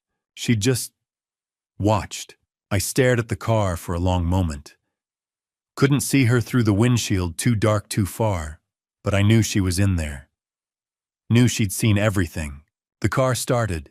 Headlights came on. She pulled away, slowly turned the corner, disappeared. At 3:15, I was alone again. I walked around the front yard, assessing. The living room window would need to be replaced again. The mailbox was kindling. The flower pots were beyond repair. The garage door would need professional cleaning, maybe repainting. Quantifiable damage. Fixable damage. The other kind, the kind that came from watching your daughter sit in a car while her husband destroyed your property and got arrested for it, that kind was harder to measure. I went inside, locked the door behind me, and started making a list of what needed repair. Because that's what you do. You document. You fix what can be fixed. And you hope the rest heals with time. I spent Saturday morning cleaning up the wreckage. Glass shards swept from the walkway. Spray paint scrubbed from the garage door. It didn't all come off, but I got most of it. The mailbox replaced with a temporary one from the hardware store. By noon, the physical evidence of Jason's rampage was mostly gone. You'd have to know what to look for to see the scars, but the wounds, those were still there. Fresh. Deep. At 3 o'clock, my phone rang. Charles Norton. His voice carried the weight of bad news before he even spoke. Joe. Charlie. What is it? A pause. The kind lawyers use when they're choosing words carefully. I don't know how to tell you this. Just tell me. Your daughter posted bail for him this morning. $5,000. I sat down. Didn't realize I'd been standing until my legs stopped working and the kitchen chair was suddenly necessary. She bailed him out. Yes, after what he did last night. The vandalism, the threats, the arrest. Yes. I stared at the coffee cup in front of me. It was Catherine's favorite, the one with the faded sunflowers she'd bought at a craft fair in Wisconsin in 2006. I'd been using it every morning since she died. Couldn't explain why, just felt right. Joe, I tried calling her. Wanted to warn her about the protective order we're filing about the charges he's facing. She didn't answer. She wouldn't. I'm sorry. Don't be. I picked up the coffee cup, set it down. That's her choice. I can't save someone who doesn't want to be saved. That's very mature of you. Mature. I almost laughed. Charlie, I'm 67 years old, and I just watched my daughter bail out the man who vandalized my house 12 hours ago. I don't feel mature. I feel like I'm losing her. You might be. For now. But Joe, people come back. Sometimes it takes hitting bottom. Sometimes it takes seeing things clearly. Give her time. How much time does she have before he hurts her instead of my mailbox? Charles didn't answer that. Couldn't. We both knew there was no good answer. After I hung up, I sat at the kitchen table for 20 minutes. Just sat, staring at Catherine's coffee cup and thinking about the $5,000 Kinsley had somehow scraped together to free the man who'd gotten them kicked out of their home.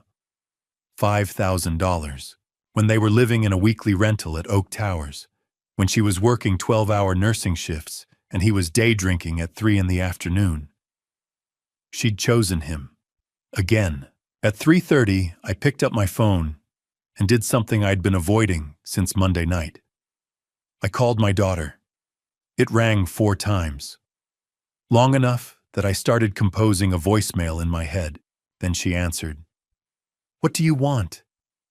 Her voice was cold, defensive, nothing like the voice that used to call me at work just to say hi, that used to laugh at my bad jokes, that used to ask me to help her study for nursing school exams. Kinsley, I want you to be safe. I want you to leave him and come home. Home. She laughed, sharp, bitter. You kicked me out, Dad. You threw our stuff on the porch and humiliated us in front of the entire neighborhood. I kicked him out. You chose to go with him. He's my husband. He stole $47,000 from me. He planned to put me in a nursing home to sell my house. He vandalized my property at 2 in the morning drunk with a baseball bat. Kinsley, he's dangerous. He made mistakes. Everyone makes mistakes. Everyone deserves a second chance. I closed my eyes, heard the script, recognized every word of it from 42 years of interviewing victims who defended their abusers. Sweetheart, this isn't about second chances. This is about a pattern of behavior. Last night he was drunk and upset. Her voice rose. You ruined his life, Dad. You took everything from him. What did you expect?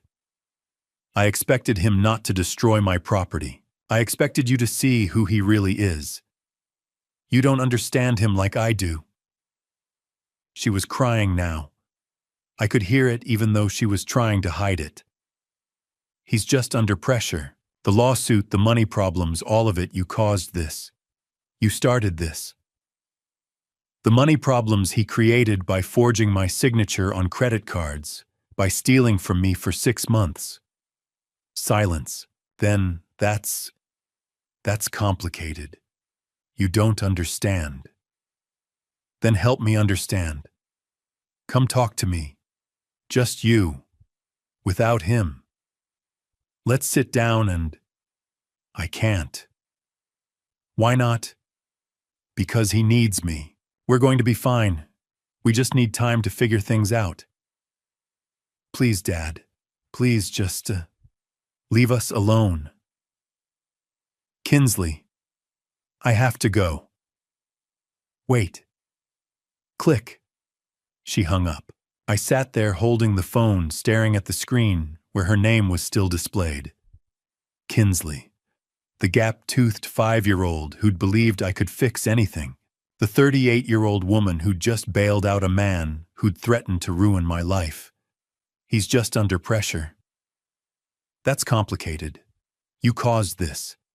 He needs me. Every sentence a red flag. Every justification a warning sign. She was protecting him, defending him, taking responsibility for his crimes and his rage and his destruction. She was protecting her abuser, and there was nothing I could do about it. I'd spent 42 years as a journalist, learning how to find truth, how to document evidence, how to build cases that exposed corruption and held people accountable. I'd taken down politicians and business executives and criminals who thought they were untouchable. But I couldn't save my own daughter from a man who was destroying her life one choice at a time, because she didn't want to be saved. She wanted to save him. I set the phone down on the kitchen table next to Catherine's coffee cup. Outside, the October afternoon was fading into evening. The street was quiet. Normal. Families coming home from Saturday activities. Karen Phillips watering her lawn. Arthur Coleman walking his dog. My life looked normal from the outside, too. House repaired. Damage cleaned up. Legal process moving forward. But inside, I was watching my daughter choose the man who'd vandalized my home over the father who'd raised her. Choose loyalty to someone who'd commit fraud over truth. Choose staying with an abuser over coming home to safety. And the worst part was understanding why. Because she loved him. Because she'd made vows. Because admitting he was dangerous meant admitting she'd been wrong about him. Because leaving felt like failure. Because she genuinely believed she could fix him, save him, make him into the man she'd thought he was when they'd married. All the reasons that keep people trapped in situations that are slowly destroying them. I understood them. I'd interviewed hundreds of people who'd said the same things, made the same choices, defended the same indefensible behavior. Understanding didn't make it hurt less. At 4 o'clock, I stood up from the kitchen table and went to the living room. Sat in Catherine's armchair. The one I'd sat in on Monday night watching Jason and Kinsley arrive home to find their keys didn't work. 4 days ago. Felt like 4 years. My phone sat silent on the coffee table. No callback from Kinsley. No apology. No, "You're right, Dad, I'll leave him." Just silence. And me sitting in an empty house knowing I'd done everything right and lost my daughter anyway. You can't force someone to see the truth. You can present evidence. You can document facts. You can offer safety and support and unconditional love. But you can't make them choose it. That's their decision. Tuesday night. 3 days since Kinsley had hung up on me. 3 days of silence that felt like 3 years. I'd just settled into Catherine's armchair with a book. Something about World War II, ironically fitting for the war I was losing with my own family, when my phone lit up at 9:07. Kinsley, mobile. My heart stopped before my hand could reach the phone. "Kinsley, Dad." Her voice was barely a whisper, shaking, terrified. "Help me, please." I was on my feet before she finished the sentence. The book hit the floor. Where are you? Stay on the line. I'm coming right now." In the background, I heard it. A voice. Male. Angry. The words were muffled, but the tone was unmistakable. Rage. The kind that doesn't listen to reason. We had a fight. About money. About you. He got so angry, Dad and I couldn't. A sound. Something heavy hitting a wall. Not a person. Please God, not a person. Just impact. Violence looking for a target. I'm in the bathroom. Her voice cracked. The door's locked, but he's trying to... Inslee. Jason's voice came through clear now, muffled by the bathroom door, but close enough that the phone caught it. "Open this door, we're not done talking." I was already moving, keys off the kitchen counter. Wallet. Phone pressed to my ear.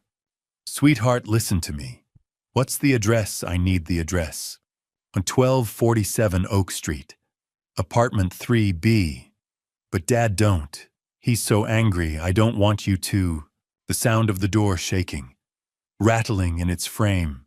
Fists pounding. "I'm 3 minutes away. Keep that door locked. Do you hear me? Keep it locked." My hands were shaking so badly I almost dropped my car keys. Garage. I needed to get to the garage. "Dad!" Her voice broke completely. "He hurt me. Earlier tonight. Not bad, but I should have listened to you. You were right. You were right about everything." The words hit me harder than any punch could have. She'd known. Some part of her had known 3 days ago when she'd bailed him out, when she'd told me to leave them alone. She'd known, and she'd stayed anyway, because that's what abuse does. It convinces you that maybe you're wrong, maybe it'll get better. Maybe if you just try harder. "I'm backing out of the garage right now. I'm calling 911 the second we hang up. Just hold on." My truck roared to life. I threw it in reverse. "I'm scared, Dad. I'm so scared." "I know, baby, I know, but I'm coming. 2 minutes, that's all." Another sound through the phone. Louder this time. The door shaking harder. Jason's voice was incoherent now, just fury and volume words blending into rage. Then the sound that made my blood run cold. Wood. Cracking. The door frame giving way under sustained assault. "Oh no, oh God, he's Dad, he's..." "Kinsley, keep the door closed, I'm almost..." A scream, short, sharp, cut off mid-breath. "No, please don't..." The line went dead. 9:09 p.m. I was already on Oak Street running every red light between my house and hers. My other hand was dialing 911. The phone rang once. Twice. 911, what's your emergency? My daughter Kinsley Brennan. She's at 1247 Oak Street, apartment 3B. Her husband is breaking into the bathroom where she's hiding. I just heard the door break. She screamed and the call cut off. "I'm 2 blocks away." "Sir, I'm dispatching officers now. Do not enter the residence. Wait for..." "I'm her father. I'm not waiting." I hung up. Threw the phone on the passenger seat. I slammed on the brakes, threw the truck into park, left it running door open, keys still in the ignition. Before I tell you how I saved my daughter that night, pause here. Share your thoughts in the comments. What would you do in my shoes? If this father's fight has moved you, let me know you're still here. Your words give me strength to continue. And a reminder, the following events contain fictionalized elements for educational purposes. If you'd prefer not to continue, feel free to stop here and choose content that better suits you. 12 minutes became 10. 10 became 8. I took corners too fast, ran lights I shouldn't have, and I didn't care. Every second that passed was a second my daughter was locked in a bathroom with a man breaking down the door. At 9:19, I screeched to a halt in front of 1247 Oak Street. The building loomed in the darkness, 4 stories of failing brick and flickering exterior lights. The kind of place where hope comes to get crushed under the weight of bad choices and worse circumstances. 3rd floor. Apartment 3B, I ran. The entrance had no security, no buzzer system, no locked door, just a push and you were in. The hallway smelled like decades of cigarette smoke, and something else, desperation maybe, or just mold that had been growing since the 90s. Stairs. I took them 2 at a time. My lungs burned. My legs screamed. 67 years old and climbing like I was 25 because my daughter needed me and nothing else mattered. 3rd floor hallway. Dim lights that flickered. Doors that had seen better decades. And at the far end, a woman standing outside apartment 3. Hands pressed to her mouth, eyes wide. She saw me coming and stepped forward. Mid-50s, worn bathrobe, fear written across her face. Are you her father? Yes. Thank God. Her voice shook. I heard terrible sounds, shouting, things breaking. I lent her my phone to make the call. Call 911 again. I said, already moving past her. Tell them to hurry. Apartment 3. B. The door was closed, but I could hear movement inside. Footsteps. Something being dragged or pushed. I pounded on the door with my fist. Kinsley, it's Dad, open the door. The footsteps stopped. Silence for 3 heartbeats. Then the door opened. Jason Caldwell stood in the doorway. Hair wild, eyes bloodshot, shirt half untucked. Trying to arrange his face into something calm, something normal, but failing completely. Joe. He said my name like we were neighbors who'd run into each other at the grocery store. What are you doing here? Where is she? He didn't move, didn't step aside. Just stood there blocking the doorway with his body, one hand on the frame like he owned the space. She's fine.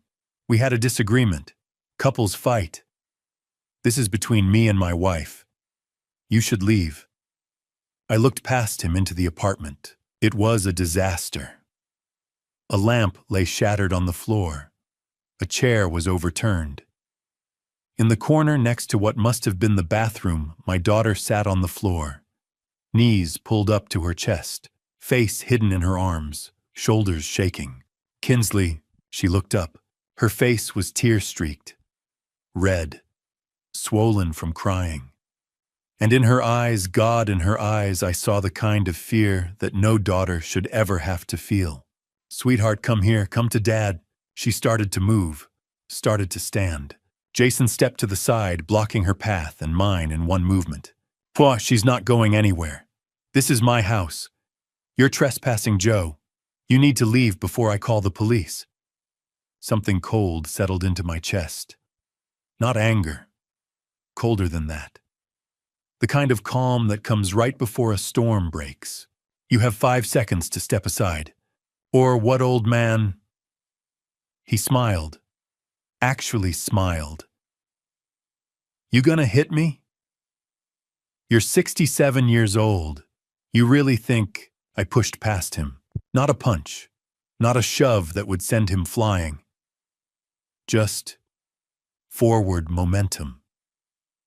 The kind that says you are not stopping me without words. He grabbed my arm, tried to pull me back. For a second we were locked there in the doorway, him trying to assert control me, trying to reach my daughter. Adrenaline is a hell of a thing. It makes 67-year-old muscles remember what they used to be capable of. I broke his grip and stepped into the apartment. Don't touch me. Behind us I heard it. Sirens. Close and getting closer. Footsteps pounded up the stairs. Heavy. Fast. Professional. Officer Reynolds burst into the hallway, First Officer Davis right behind him. Reynolds had his hand near his belt, ready for whatever he was about to find. Everyone stepped back. Jason's face transformed. The menace evaporated, replaced by injured innocence so fast it would have been impressive if it wasn't so disgusting. "Officers, thank God you're here." He pointed at me. "This man broke into my apartment. He attacked me. He's been harassing us for weeks. There's a restraining order. Ask her." I didn't take my eyes off Kinsley. "Ask my daughter what happened here." Reynolds looked from Jason to me to Kinsley, still sitting on the floor in the corner. He moved past both of us, crouched down to her level. "Ma'am, I'm Officer Reynolds. Are you all right? Do you need medical attention?" Kinsley's voice came out small, shaking.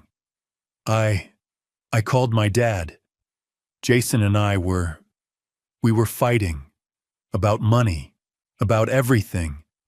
And things got out of control." "Did he hurt you?" The question hung in the air. Simple, direct, impossible to dodge. Kinsley looked at Jason, then at me, then back at Reynolds. She nodded. Once. Barely. But enough. "Yes." Reynolds stood, looked at Davis, gave one short nod. "Cuff him." What?"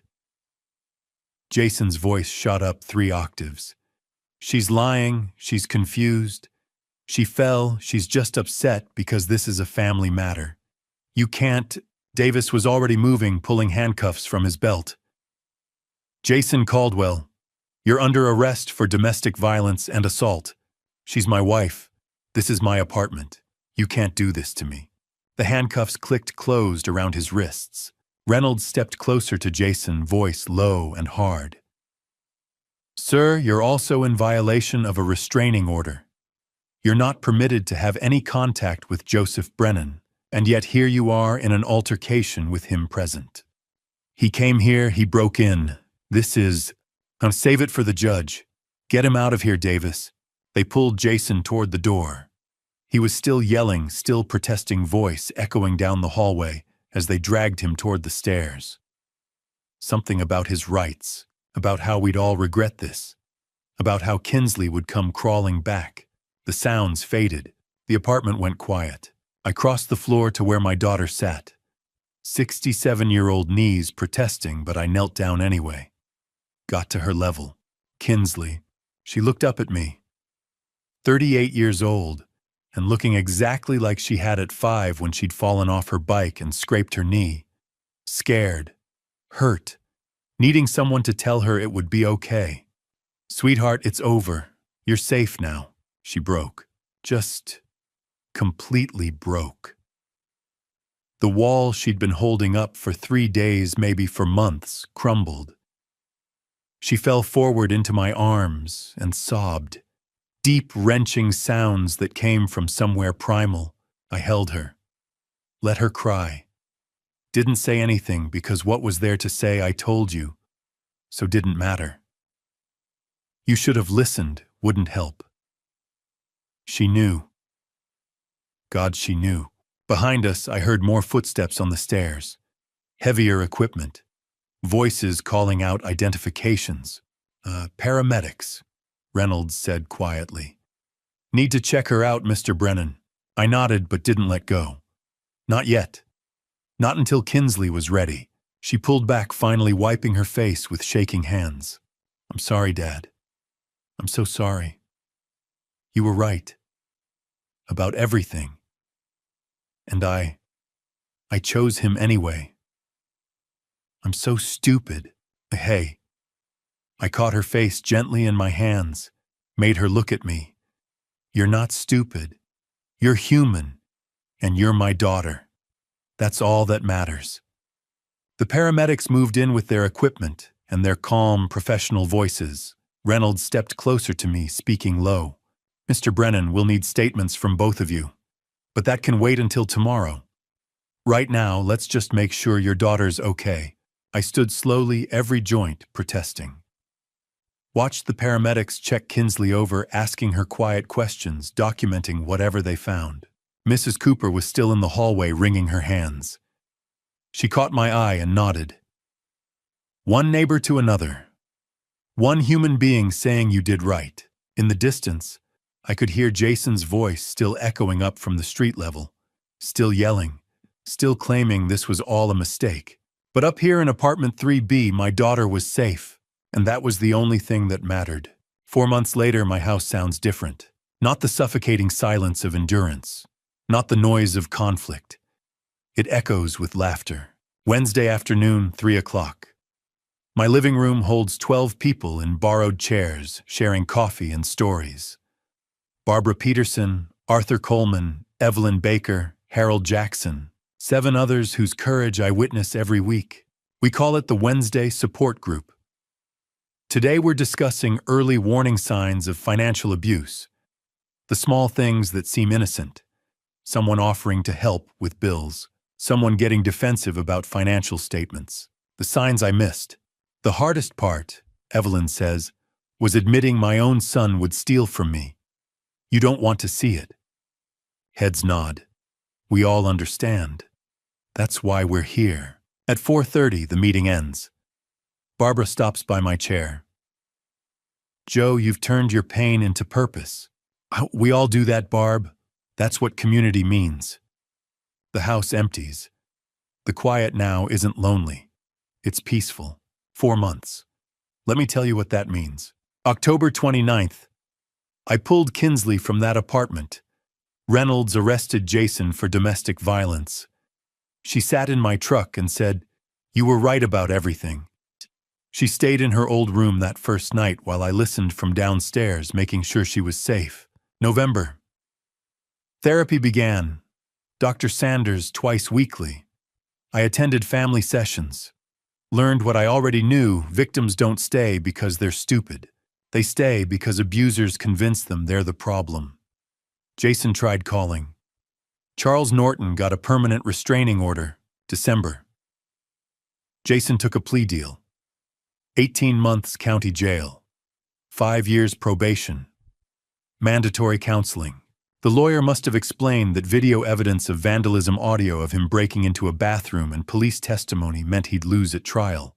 When Charles called with the news, I felt nothing. Just tired. January. Kinsley filed for divorce. January 15th, 2026, it was finalized. She came over that night, cried at my kitchen table. Not from sadness. From relief. I should have left sooner, she said. I took her hands. You're out. That's what matters. February. She found an apartment. West Side near the hospital. Safe. When she showed me pictures, she was proud and nervous. You sure you don't want to stay here longer? I asked. I need to prove I can live alone, she said. That I'm not the person I was with him. She moved out last week. We both cried good tears. Now she visits twice weekly. At 5 o'clock, my doorbell rings. Kinsley stands there holding Chinese takeout, grinning. Thought you'd be hungry after the meeting. We eat at the kitchen table. Kung Pao chicken for her. Beef with broccoli for me. The same order Catherine and I used to get. The conversation flows work stories, her continuing education class support group updates. Then she sets down her chopsticks. Dad, I'm sorry. For not believing you. For choosing him. For bailing him out after he vandalized your house. I take her hand. Kinsley, you survived. You're healing. That's everything. But I hurt you, and you called me when you needed help. When your life was in danger, you knew I'd come. That's what I'll remember. She sobs, healing tears. At 6:30, she hugs me at the door. Thank you for not giving up on me. Even when I'd given up on myself. That's what fathers do, sweetheart. I watch her taillights disappear. Go back inside my quiet, peaceful house. I sit in Catherine's armchair. The new TV hangs where the old one was. I barely watch it. The photos on the mantle have changed. Catherine is still there forever, 45 and smiling. But now there's a support group Christmas photo. A recent picture of Kinsley actually smiling. Evidence of a life rebuilt. I open the side table drawer, pull out the small box. Inside, coiled carefully, is the black cable, the one Jason cut that Friday afternoon in October. I hold it, study it like an artifact. That cable was an ending and a beginning. I say to the empty room, to Catherine's photo. An ending of who I was, the man who let people take advantage, and a beginning of who I needed to become, someone who stands up, who survives. I put it back. I don't need to look at it daily, but I need to know it's there. A reminder. I've learned that dignity isn't given, it's claimed. That standing up for yourself isn't selfish, it's survival. That sometimes to save people you love, you must fight battles they can't yet see. And I've learned you're never too old to start over. At 67, I rebuilt my life, found purpose helping others, reconnected with my daughter, created community. If you're reading this, if you see yourself in my story, know this: you have more strength than you think. It's never too late, and you are not alone. The clock reads 7:15. Wednesday night. The house is quiet, but not empty. Full of memories, painful and joyful, all necessary. I pick up my book, World War II History, still fighting those old battles, even if they're just on the page now, and I smile. Because my house doesn't sound like a war zone anymore. It sounds like home. And to you listening to this family story, remember this: God doesn't give us trials without also giving us the strength to overcome them. 3 times I prayed when Kinsley chose Jason over me, when she called from that locked bathroom, and when she finally came home safe. 3 times God answered, not with the easy way, but with the right way. This family story taught me that sometimes love means letting go even when it breaks your heart.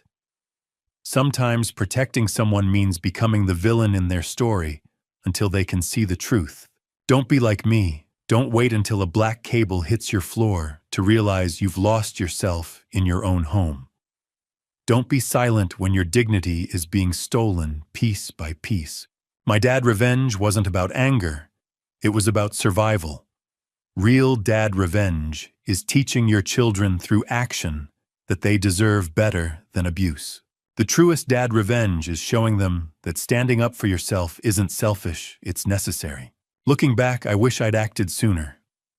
I wish I'd trusted my instincts when Jason first started helping with my mail.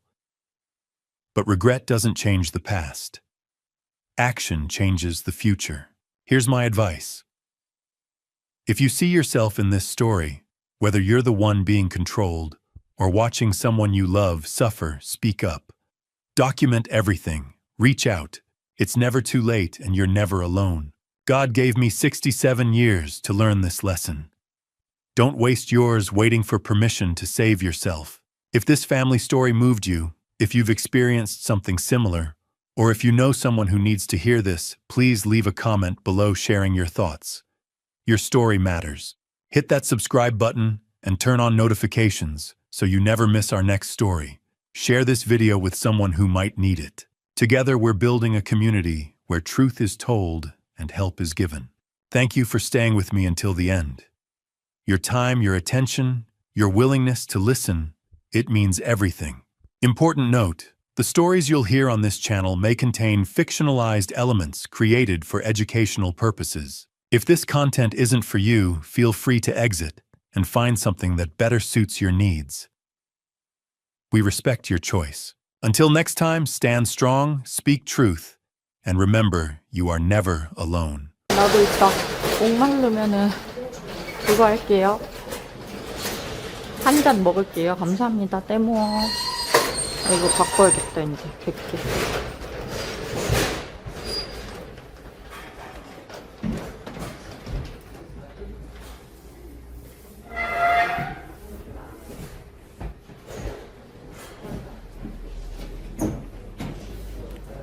쇼핑 방송? 지금 쇼핑 방송 아닌데?